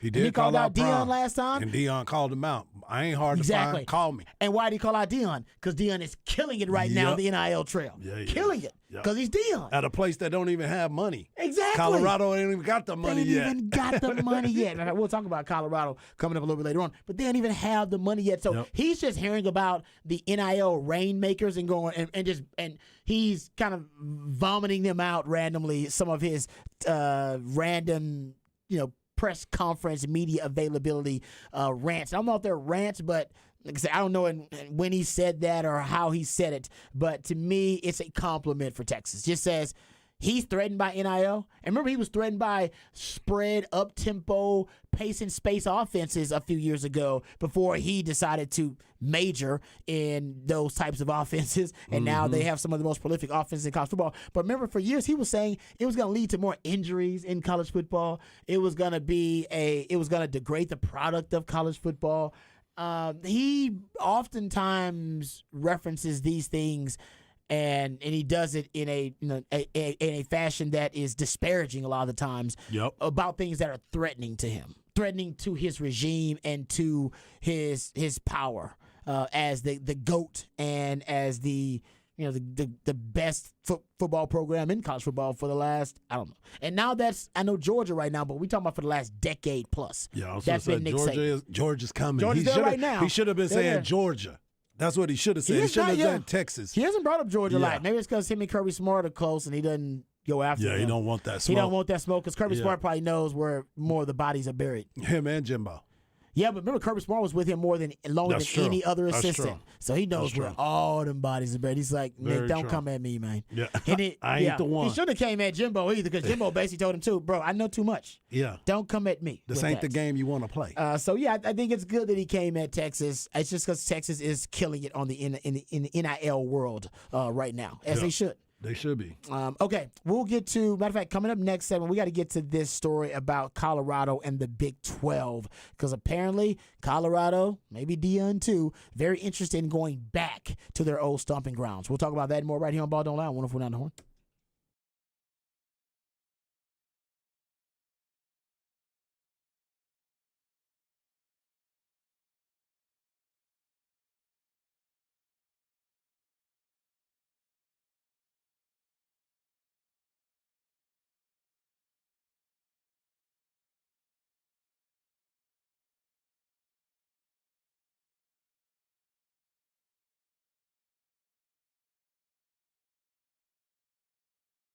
My cards for Quick Roofing. Texas has some crazy weather. You know it's rather hail, some high winds, or even some heavy rains. And I know you don't think about getting on your roof and getting it checked. Why not? Just do yourself a favor and go to quickroofing.com.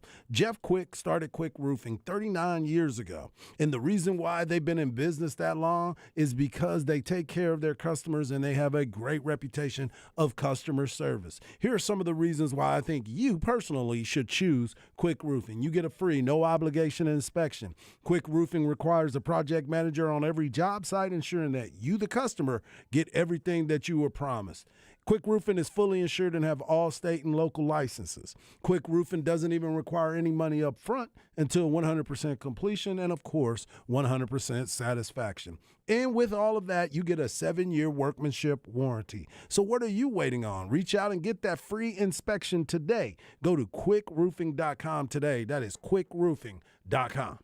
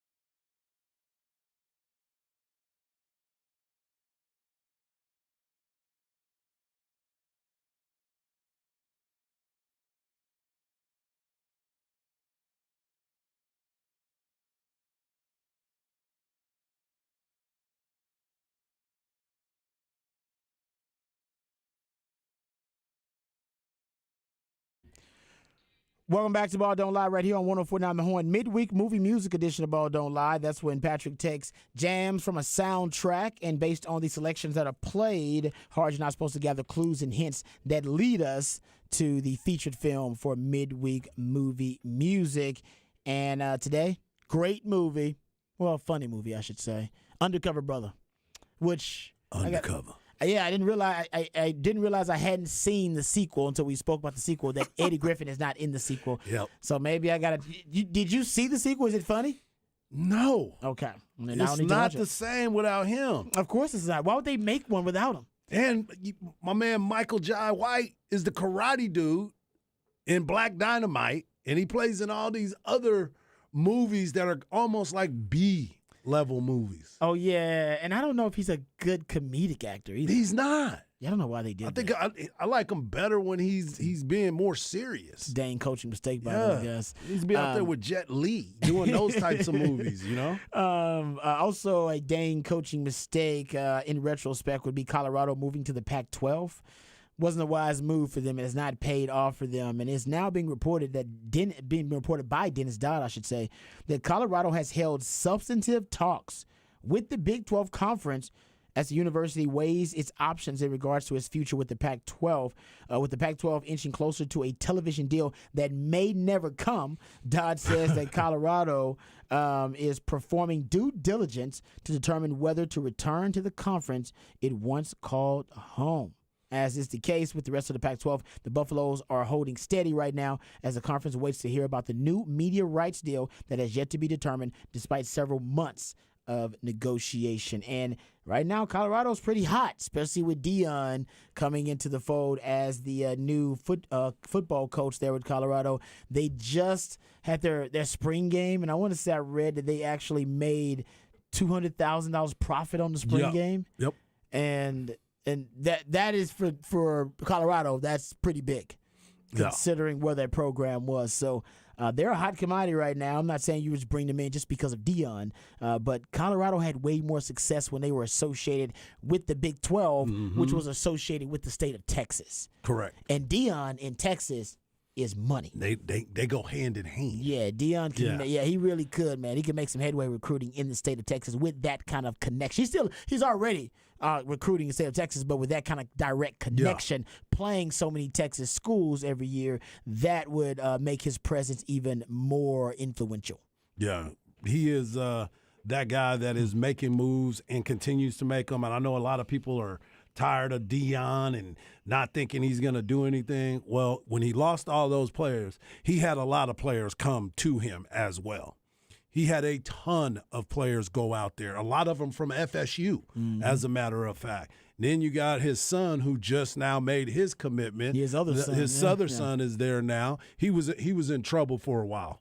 That's why he didn't come originally, because Deion was mad at him because he stayed. Yeah. You know what? Yeah, good for him. Yeah, he's his own man. He's trying to do his own thing. And I think I remember reading the quote. He was like, "No, I made a commitment to Jackson State, so I want to be here." Well, and now he got his luggage though. He came. Did you see the production? Oh, he showed up with Louis Vuitton bags in his recruitment and commitment video. It's pretty good. Hey, well, it was Deion, pretty good. Man. You know how Deion does it. Yeah. And I did read that since joining the Pac-12 in 2011, Colorado has received $56 million less in conference distributions if they had stayed in the Big 12. So compared to if they had stayed in the Big 12. So that's a big number. You're talking about, $5-something million per year they're missing out on for a school like Colorado. That could be big. So Brady Armark, who's done a magnificent job so far as the commissioner of the Big 12, and he's been on the job less than a year, I believe. And he's been very, very aggressive. Remember, he showed up at Big 12 Media Days. That's when he got the job. Right before that. Right. Because Bob Bowlesby was doing the transition of him being at it. It's kind of like Chris Del Conte at the SEC Media Days. He's just popping up, seeing what's happening. Wearing some Flip-flops. Wearing flip-flops and some shorts. As long But as he it did ain't, have as long as it's UT. not Crocs, he's okay. As long as it's flip-flops is okay. Just don't break out Rolling in like, oh, y'all in town too? I was just visiting. I was visiting my uncle. I don't. I didn't know y'all were staying here. We were in the beach house right down the way down there. But yes, so you know what? I like Colorado in a new look Big 12. I think that'd be a good move for them. Yeah. That'd be a really good move for the Big 12 and for Colorado. I think that's actually a win-win, especially now with Deion raising the profile of Colorado football. I mean, Colorado used to be an it school for football. I took a visit to Colorado when I was coming out, and it was one of my 5 schools because, man, Colorado was cool back then. It was just UNEs, cold. It was cool and it was cold. But, yeah, it's been a drastic drop-off in just relevance overall for that football program. Deion has made them relevant again, and now if they can make their way to the Big 12 in the next couple of years, I think that would raise their profile even more because the Pac-12, to me, looks like it's it's in its dying days. Man, it feels like it's on life support. Yormark has brought new life to the Big 12. Yeah, because they got a television deal. The Big 12 looks pretty stable now. The Pac-12 looks very fragile. Mm-hmm. And if I am Colorado, I want to get the hell out of Dodge. And I wonder who else will come. I think the Arizona schools are really attractive. The Arizona schools are very attractive. The Arizona schools are very attractive if you're the Big 12. And you get direct flights. That's the other part of it, too. I didn't realize that. Yeah. There you go. Nice. Yeah. There you go. See, Harsh knows that. He's always I'm traveling all over That's the place. right. That's right. All right, we come back. We'll get into some more NFL news, notes, and nuggets. I want to talk about the Cowboys' offensive line just a little bit. There's a story out there about the Cowboys' line, and there's an article, USA Today, ranking the best backfields in the NFL, and they do not like the Dallas Cowboys backfield. Man. We'll talk Me about how neither. we can rectify that. See, Hart's a Cowboys fan, and he don't like the Cowboys don't like it backfield. either. That's the one thing they have failed to do this offseason is address really that backfield. I guess they got Deuce Vaughn, but they need to do more. We'll talk about that and more right here on Ball Don't Lie, 104.9 The Horn.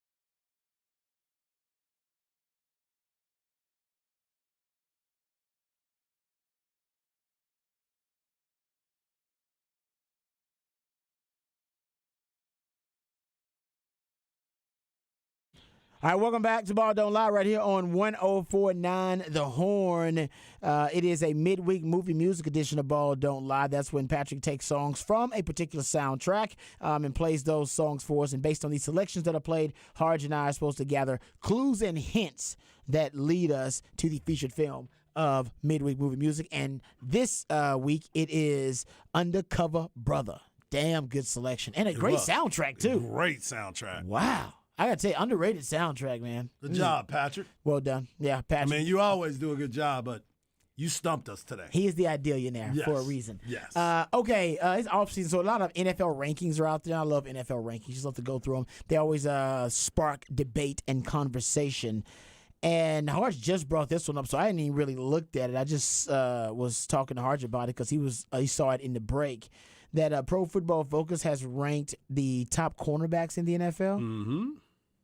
Did you say the Cowboys corners are both in the top 10? Yeah, the Cowboys' new cornerbacks, well, one new cornerback, Stephon Gilmore. Let's just start at the top. Sauce Gardner is being considered the number one ranked defensive back. He's the best corner in the league. Now. Jalen Ramsey, who we've all looked at and been like, man, sometimes he's getting a little toasty, still talking that yin-yang, but he's still giving up some big plays. But he's still ranked as number 2. And don't forget now, he's going to be with Vic Fangio as his defensive back coach. So, not defensive back coach. I wouldn't even coach. put him at corner necessarily. I'd put him on DB rankings because they move him so much around the star and everything. I don't necessarily think he's just he's not I don't know if he's the number 2 corner in the league either. Right. Yeah, but he's a great defensive back, though. So then it goes Darius Slay of the Eagles, Patrick Surtain of the Broncos, Jair Alexander of Green Bay, Stephon Gilmore coming in at number 6 for the Dallas Cowboys, Marshawn Lattimore of the New Orleans Saints, and Trayvon Diggs coming in at number 8. Wow. Number 9, J.C. Horn, who I thought the Cowboys were going to get during the draft. They ended up going elsewhere. Did not get him. And Jamal Dean of Tampa Bay comes in at number 10. So they're basically saying the Cowboys have the best cornerback duo in the league. They have to.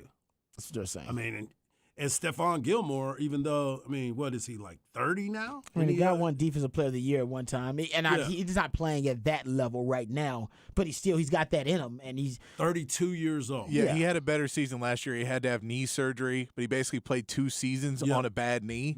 Had the knee surgery and looked better last year. So if he continues to recover from that knee surgery, he could have another year. It's a question of when the decline starts. But it seemed like it started a little earlier for Gilmore because of that knee injury. But then last year it looked like he was a different player again. Back, yeah. Wow. I would have had him really high. I don't know if I'd have him. Do we think they're the best? Are they the best cornerback duo in the league?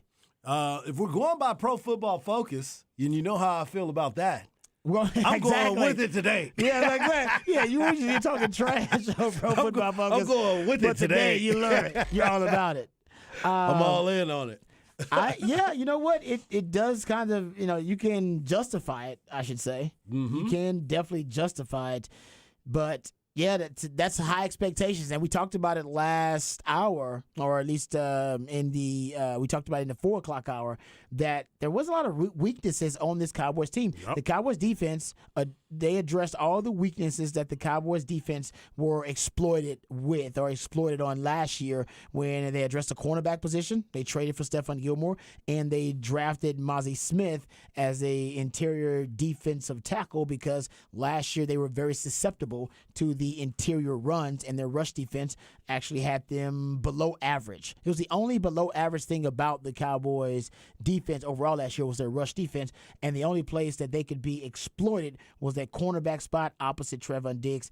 They remedied both of those issues, and I think, I'm talking about it, and that was a top 5 defense last year. Mm-hmm. And now you're talking about a cornerback duo that may end up being top 10, with 2 top 10 corners, and we just talked about Deron Bland at the nickel. Yep. And he had an outstanding rookie campaign where he had 5 interceptions as a rookie. That was a little surprising, but I will say I can't, in my mind, think of a cornerback duo. The Philadelphia Eagles, they might be in that conversation. Yeah, they have a really good cornerback duo, and I think they're bringing back both Darius Slay and Bradbury. They bring back both of those guys. Yep. The Miami Dolphins will be in that conversation because of Ramsey, and they still got Xavier Howard, yep, who's a really good player. But that's about it. I mean, it's not many teams that are in that conversation, and the Cowboys are definitely one of them. Another former Dallas Cowboy comes in at number 18, the one that my man Drew Pearson was so excited to draft, Chidobe Awuzie. He's number 18. Now he's with the Cincinnati Bengals. Yeah. So, man, once again, Cowboys, people are high on what they did this offseason. We brought up the Bill Barnwell offseason rankings for moves and transactions, acquisitions that were made during the offseason. He's got the Cowboys third best offseason of the NFL offseasons, and he's got I think the Texans were 22nd. But everybody's high on what the Cowboys did. They were really aggressive, very active in the offseason, and they upgraded at several different spots. Yeah, one of my favorite players that has been in the league for quite some time now, and he's kind of, I don't know if he's, Patrick was talking about, is he starting to fall off and go the other way, is Patrick Peterson. He comes in at number 31. I've been a big fan of his. I just thought he was a playmaker. He just goes out there and he can lock down one half of the field. But I don't think he's that type of player anymore. I think he's starting to transition to another part of his career. He's 33 years old. But is he somebody that you think can resurrect his career playing for the Steelers? I would say old cornerbacks have a chance at being repurposed. Especially today's NFL, because all the time they can just move him to safety. Yeah. And I almost wonder if he's one of those guys that's ready to transition to safety, because they have really been able to evolve their football IQ, their football acumen over time, because they're veterans. They've seen almost anything you can see because they played so long. And Patrick Peterson's going on what? Is he 10 years or something? Yeah. He's 33.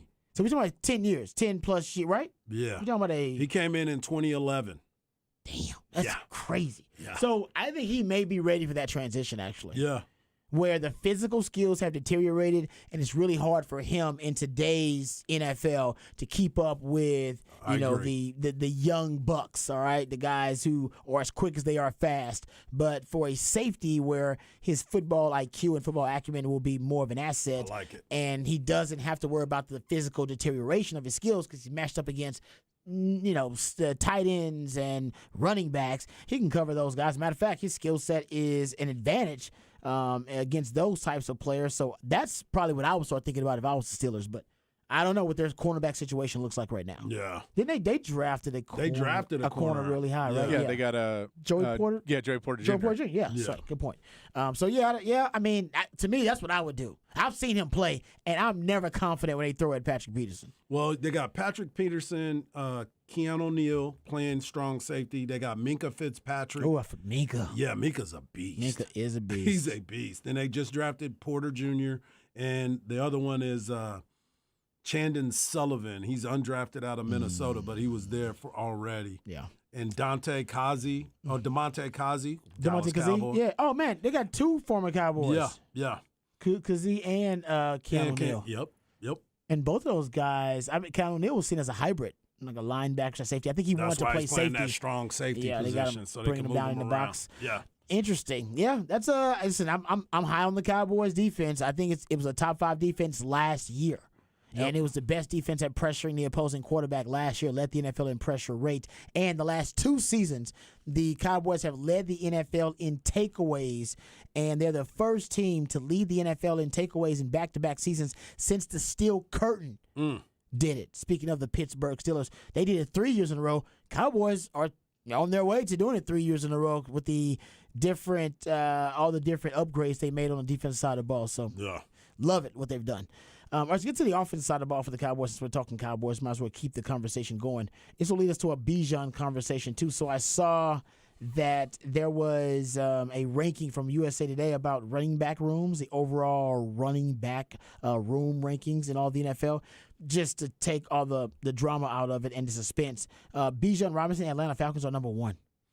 That's just isn't that crazy? They got him as the best running back room in all of the NFL. Is there a running back room better than the Atlanta Falcons now? Let me give you the running backs: Bijan, Tyler Algier. Yeah, because he went for like 1,000. He was 1,000 yard back. And did it in starting 7-8 games. He didn't even start the whole season. He started like half the season. Yeah. Nope. And still got 1,000 yards. And Cordarrelle Patterson, former wide receiver, now switched to running back. He is Slash. who Like, is a hybrid form. yeah. They do believe in positionless football. Is that the best running back room in the NFL, or would you take, I don't know, San Fran's in the conversation?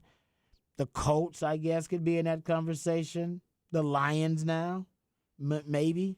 I mean, you look at all these teams, you pretty much have one premier back, and then everybody else does a little bit of something The committee, else. yeah. You know, so it's going to that committee of the running back room. The main thing is you can look at some of these teams, and the reason why I like what Seattle has with Kenneth Walker III and Zach Charbonnet now. That's nice. That's Yeah. a good running back campaign. I mean, room right there. And I also like what David Montgomery and Jahmyr Gibbs can give you from Detroit. They got Buffalo ranked. They got Buffalo 6th with James Cook, Damian Harris, and Naheem Hines. That's way too high. I don't think They don't even have a we good don't even- running exactly, We game. don't even like Buffalo Yeah. Bills running backs. And they got them number 6. I like, actually, and I'm with you about Seattle. I like Chicago's. They got Chicago's at number 10. Yeah. But I like Deontay Foreman, Rojo, and Khalil Herbert. That's a good group, too. But, yeah, just showing you how high. I like Philadelphia's to I be like kind of obvious with you. Bang for your buck, Philly's the best running back Yeah. room in the NFL. Bang for your buck wise. Yep. Maybe them in Chicago, because I think they're paying less than $5 million total for their running back room. Yep. Something crazy. Because Herbert and Roshan are both on rookie contracts. Yeah. Yep. And they're paying Foreman $2 million. Yeah, so they're pennies on the dollar. I mean, Yeah. so that in terms of bang for your buck, that Chicago Bears running back room is really good. But guys, getting back to the Cowboys here, they have the Cowboys, and the Cowboys. Keep in mind, they have been both head coach and Stephen Jones, front office execs, have been adamant that they want to run the ball more this season. They want to run the ball more this season. They're going to run the ball more. Their running back room is ranked 26th on this list. And I got to tell you, I don't disagree totally. It probably could be a little bit higher because Tony could be Pollard. lower. It could be lower too. It could be lower too. They got Tony Pollard, Malik Davis, and Deuce Vaughn. They got it as the 26th high ranked running back room. Harge, does this give you a little anxiety as a Cowboys fan? They keep talking about running the ball. Yes, absolutely. Because I don't know. Look, we've talked about this before. Tony Pollard is exciting. He can definitely hit you with a home run. But after he hits the home run, he's normally not good. Yeah, it's recovery time. It's not the same. It's And a now little you different. add in there that he's been rehabbing from that broken leg. There's so many things that we can sit here and try to hope is going to happen. We don't know exactly what he's going to be is until he becomes that guy. Until he becomes the one like Zeke Elliott, where we could actually say Zeke was great at this, and now he's at the point where he's a different back. We just know him as that slash and dash type of guy that has only carried the ball. What's the most that he's ever carried it in a game? 17 times? I have to go check. I think that. it was Hasn't been like many. Yeah, it It's hasn't not been that many. Yeah. So I am going to see how they're going to use him, and if they're talking about they want to run the ball, I don't know if he's that guy that can run it that often. I could be wrong. It could be something that they develop. That can be something too. But as of right now, when you look at this team, no, I'm not at that. Now, the Skip Pete quote from last year when they were asked about Tony Pollard becoming a workhorse every down back, he said the juice isn't the same, and he's not as quick, not as fast. When he had that long run on the 3rd and 1 against the Bears for 54 yards, as soon as he got to the sideline, he said, "Coach, I'm done. I'm done for the game. Done. I got no more." He said, "Some guys are race cars. Some guys are high-quality, expensive sedans. Those sedans can go on forever and for a long distance at a very high rate, where race cars go very fast and quick, and then they run out of gas. I've always just felt that at that position, you got to have two guys that are quality backs that can help each other, bounce off each other, and it helps if their running styles are a little bit different." So Pollard needs the change of pace back to complement him. Mm-hmm. They need to trade for Dalvin Cook. Right. They need to trade for Well, Dalvin Cook. I think they're going to wait for the June 1st and To see if they release him? see if they release him. Which it's tomorrow. So clearly they're not making a deal tonight. Yeah. So we will see if he gets released shortly after June 1st. That would be the next way. Yeah. And again, I like Deuce Vaughn, but I don't think that's the change. I think Deuce Vaughn is too similar to Tony Pollard, of a guy who's going to be trying to run outside of the tackles a lot more, Right. and a guy who's going to try and be, break big plays for you, that I'm not sure for the NFL he's going to be able to take the abuse of running inside the tackles 20 times a game. Why would you even want it? Then you're going to take away his explosivity. Exactly. And so that's where you want to find that other guy. And then with me, when I see Deuce Vaughn, I go, well, Deuce Vaughn's your guy that if Tony Pollard isn't great this year, you can find maybe you can keep Tony Pollard at a or keep Deuce Vaughn at a discount and let Tony Pollard go somewhere else. And then next year be set with a different kind of running back room. I just don't know if this year that works well together. And again, we've all said it. It's what Tony Pollard shows up week 1. I think Tony Pollard, he's going to take a while. It's going to take him a while to get his groove back as a player and to see that same explosive step from him, because he is one of the most explosive running backs in the league. He's got if you go look at his runs that he got to at least 15 miles per hour on, just running, 22% of his runs he got to 15 plus miles per hour on. He had 43 runs where he got up to that top speed. Like, that's legit. Man, that's getting it. That is exactly right. That's getting it. That is getting it. He had 31 10-plus yard runs. Hell, Dalvin Cook had 30. Some people would say that they are very similar too. Dalvin Cook, he broke 20 miles per hour on carries 3 times last season and had one of the top speeds of any running back when he hit 21 miles per hour on one of his runs. So he still can go. He can still run.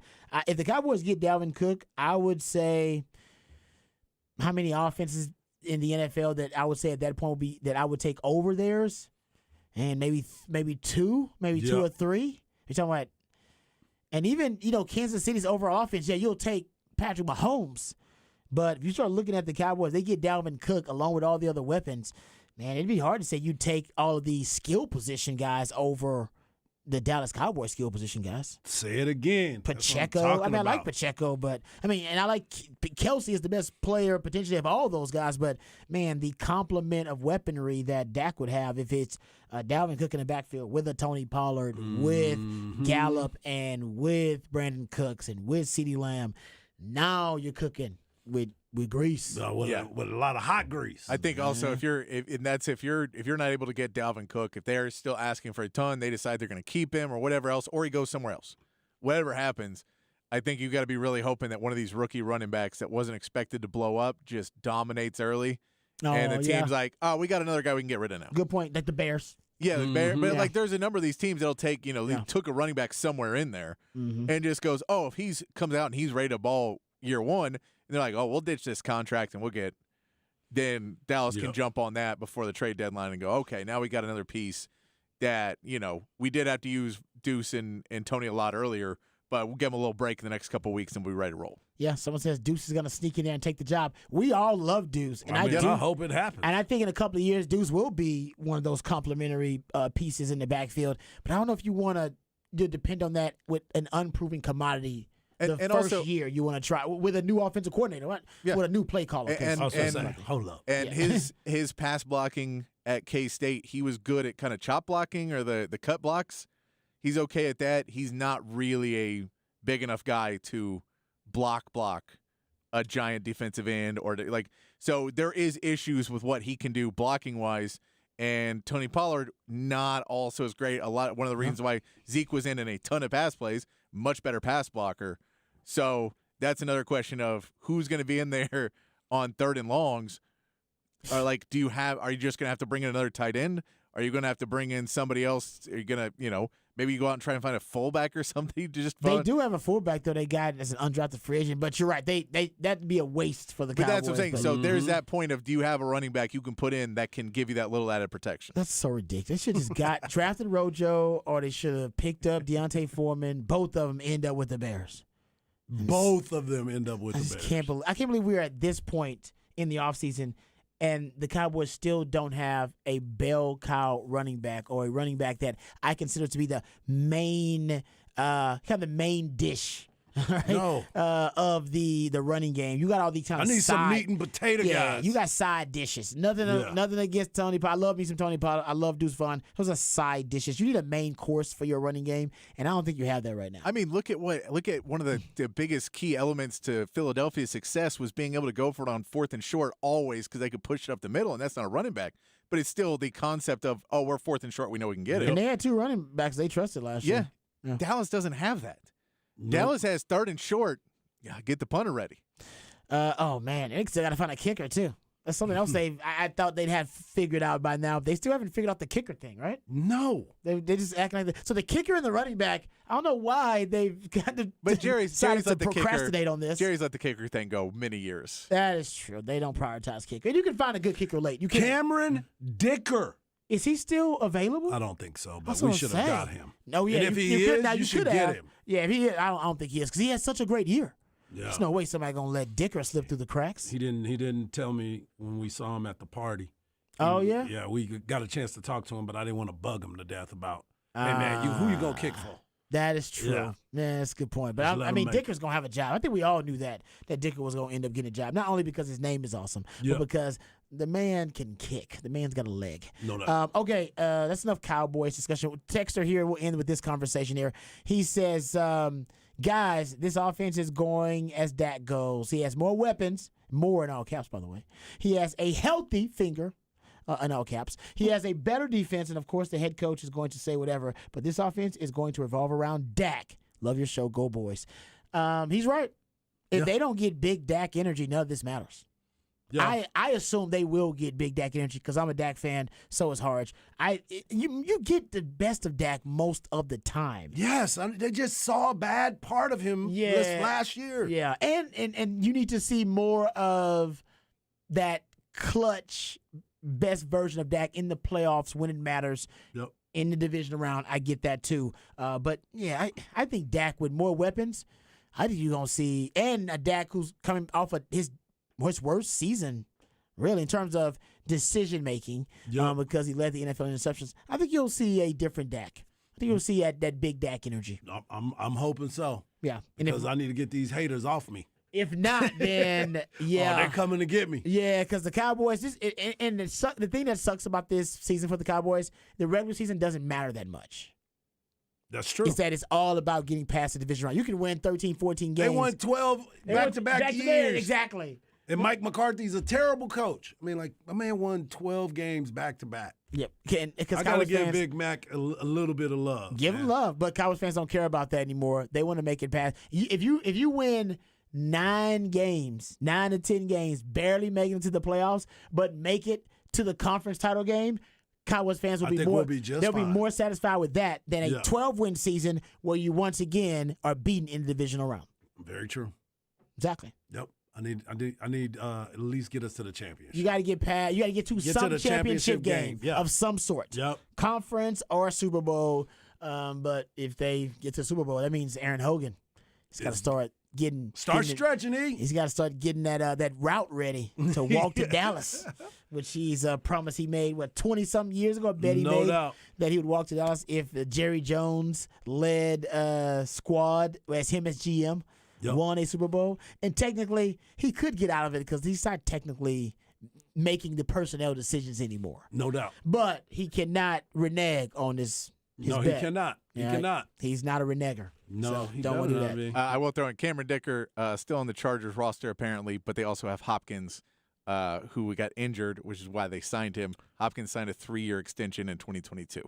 So one of those guys will most likely be gone before the season starts because you don't normally carry 2 kickers, especially when the kickoff game does not matter anymore. Wow. So you think Jerry Jones is waiting on Dicker the kicker? I think there's probably 10 teams like that. Yeah. That have 2 kickers that would be an upgrade for the Cowboys.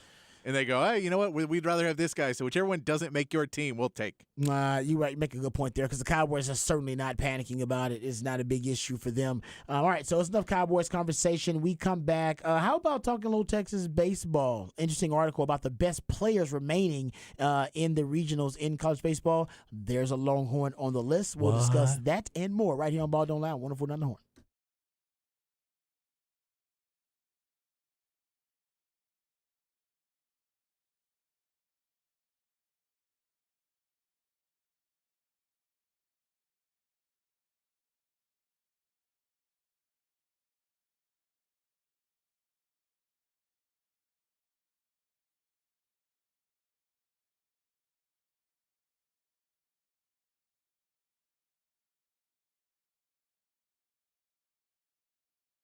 Hey, what's up, folks? Lifetime Longhorn Rod Babers here. You guys know that I love me some Bud Light. What's not to love? I've been a fan of Bud Light for as long as I've been drinking beer because it is my go-to beer. It's my favorite beer. It's my beer of choice, and it should be yours, too. Now, as I get older, I realize, you got to leave some things in the past as you grow older and wiser, and some things I'm ready to leave in the past, frankly, like social distancing, cancel culture, the Big 12. But one thing I'll never be ready to leave in the past is my favorite beer. That's Bud Light. I've been drinking Bud Light for a long time, since my days on Dirty Sixth Street on the 40 acres, through my days playing in the NFL, and nowadays just reward myself after a long, hard day of yard work or to decompress after a tough day at work. And Bud Light is still my go-to beer for Longhorn tailgates on Saturdays and for my NFL Sundays. So whether I'm trying to toast and cheers to tomorrow or, I'm trying to drown my sorrows, which happens sometimes too, it's never a bad time to break out the Bud Light. And Bud Light isn't just for anybody, it's for everybody. The best way to get them good times going is to make sure you keep the Bud Light flowing. Bud Light is the sure sign of a good time because it turns all the good times into great times, and the rest of the times, they turn into the best of times. So remember, folks, be the life of the party and bring more Bud Light to the party. Bud Light is my choice. It is the world's favorite light beer. Bud Light, brewed deep in the heart of Texas, and proud of it.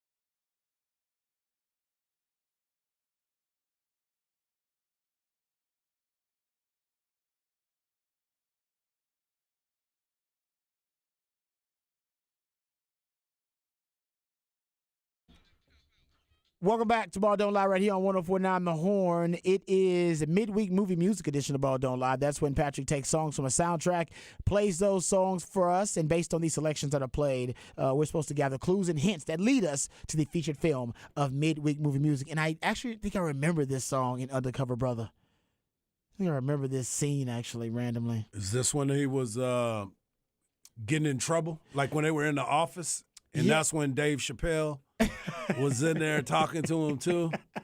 Go out there and get me undercover, brother. I forgot Dave Chappelle was in it too, man. Yeah. They had a nice cast in there, actually. They did. Wasn't bad. All right, so thanks to my man Patrick. Always testing us and broadening our horizons on a midweek movie music edition of Ball Don't Lie. Shout out to my man Chip Brown over at Horns 24/7 who broke this story. He says, while Texas and Oklahoma are attending the SEC spring meetings, shout out to Chris Del Conte. I think Chris Plonsky is there as well. Yep. That they basically, one order of business became clear this week between the Red River rivals. He said there are no plans to move the Red River Showdown from the Cotton Bowl. He said Oklahoma Athletic Director Joe Castiglione, love that name, told Horns 24/7 that while the current contract for the Texas OU game at the Cotton Bowl expires in 2025, the plan is to renew the deal with some improvements to fan amenities moving forward. So for all you have been talking about, maybe with Texas going to the SEC, new rivalries, new schedules, and maybe there could be some, I don't know, new spin on Texas OU game, maybe home and home, or maybe moving it to Jerry World or something like that. That ain't happening. It's staying at the Texas State Fair, where it should be. It should be there. It's the only place it should happen. Yeah, I was gonna say if you're gonna do something, and you shouldn't, but if you were gonna do something, then maybe you could rotate it every 4 or 5 years to a home and home, and that's only like one and one every 5 years. So it's something like generationally you could do for like every group of students that's there. They would get a chance to experience a Texas game in Norman. Yep. Or a Oklahoma game in Austin. No, that's good. We'll just keep it in Dallas. I would say I would never go to the one in Norman, but I would go to the one they would have here in Austin. But I'm with you. There's no need to move it. It is one of the most unique atmospheres in all of college football, and it has no rival in my opinion. The world's largest outdoor cocktail party is another neutral site rivalry that people talk about being kind of one of a kind. But I talked to Big Red, Keith Moreland, who's played in World Series games and is a legendary lifetime Longhorn on 40 Acres. I've heard him. I heard Dan Neal talk about who's played in Super Bowls. Both of those guys have said that the Texas OU game they were more hype and it was a more unique environment for them, and they were more hype playing in that game than they were in World Series and Super Bowls. Yeah. Crazy. Unbelievable. Yeah, so I'm glad it's there, and I'm glad they're going to keep it there. Harge, real quick, there was a list here, and I'll give 247 Sports credit because they're the ones who had the list. They have a list of best players left in the 2023 regionals, top college players, Major League Baseball draft prospects.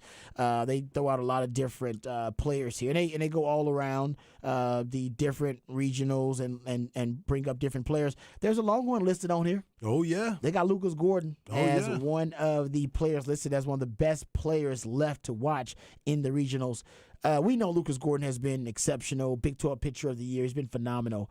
If there was another Longhorn that could make this list, who would it be? Or if you were gonna what Longhorn has the best chance to make this list? I'll just say after Lucas Gordon. Well, you know exactly who I'm going to say. I'm going to be Dylan Campbell. Okay. I mean, Dylan Campbell, we've had great conversations about him throughout the year and throughout the years, the seasons that he's played here on the 40 Acres. He's gotten better and better.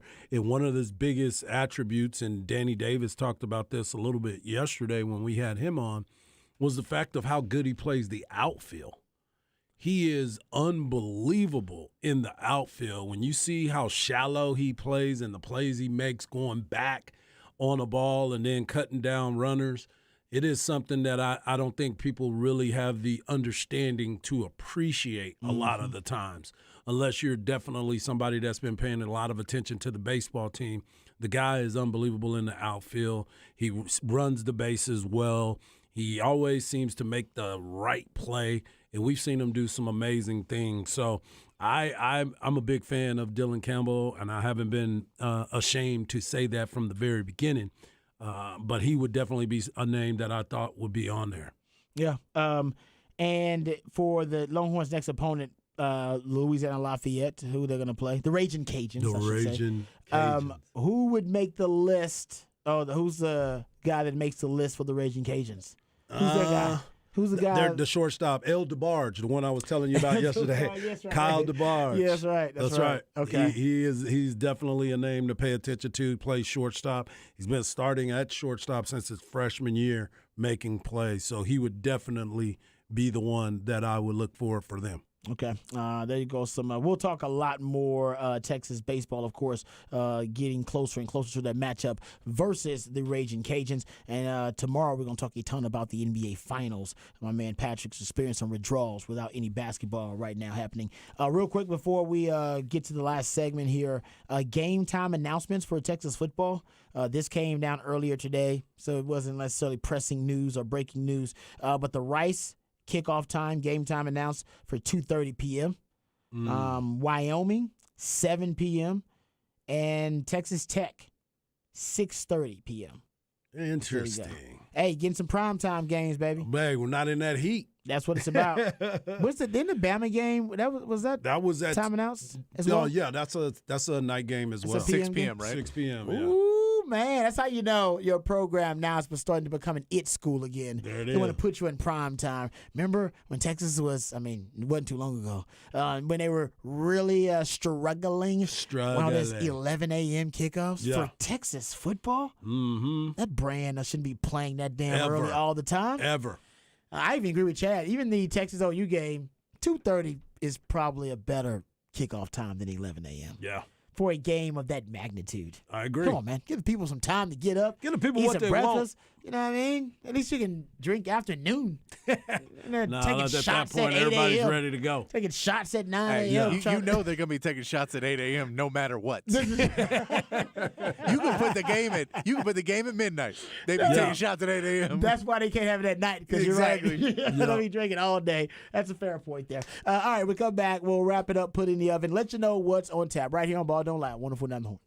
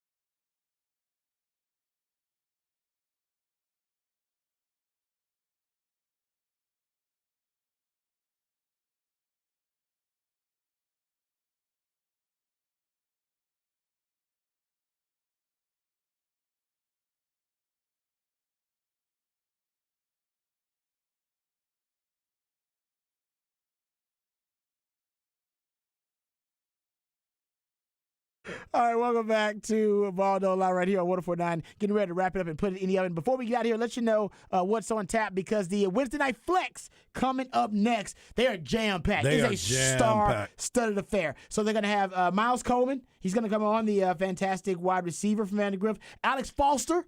He's the all-flex defensive back, the safety from Vandergrift. He's huge. So we'll talk about that, too. And Deuce Adams and Eli Adams. That's right. The Adams all brothers. of Vandergrift is all up in here. That's right. And their dad, famously, the lifetime Longhorn receiver, Mike Adams, who's a good friend of ours, too. And also LBJ's head coach. LBJ head coach. That's right. Joseph Rawls, the new head coach. Jam-packed. You guys do not want to miss that flex. All right. What's on tap for you? I'm going to chill tonight. Chill I'm gonna tonight? relax. I like that. The ride. I watched the ride. Make sure y'all continue to watch the ride. I like that. Chillax. Patrick, what's on tap for you, brother? I'll probably do some cleaning. Real fun stuff. Ooh, that don't sound fun at all. I'm going to listen to the flex, so I'm excited about this flex. It's going to be a damn good show. Remember, the Revolution IB television. Talk about it right here on Ball Don't Lie. We love you guys. We mean that. Take care of yourselves, but more importantly, take care of each other. Peace.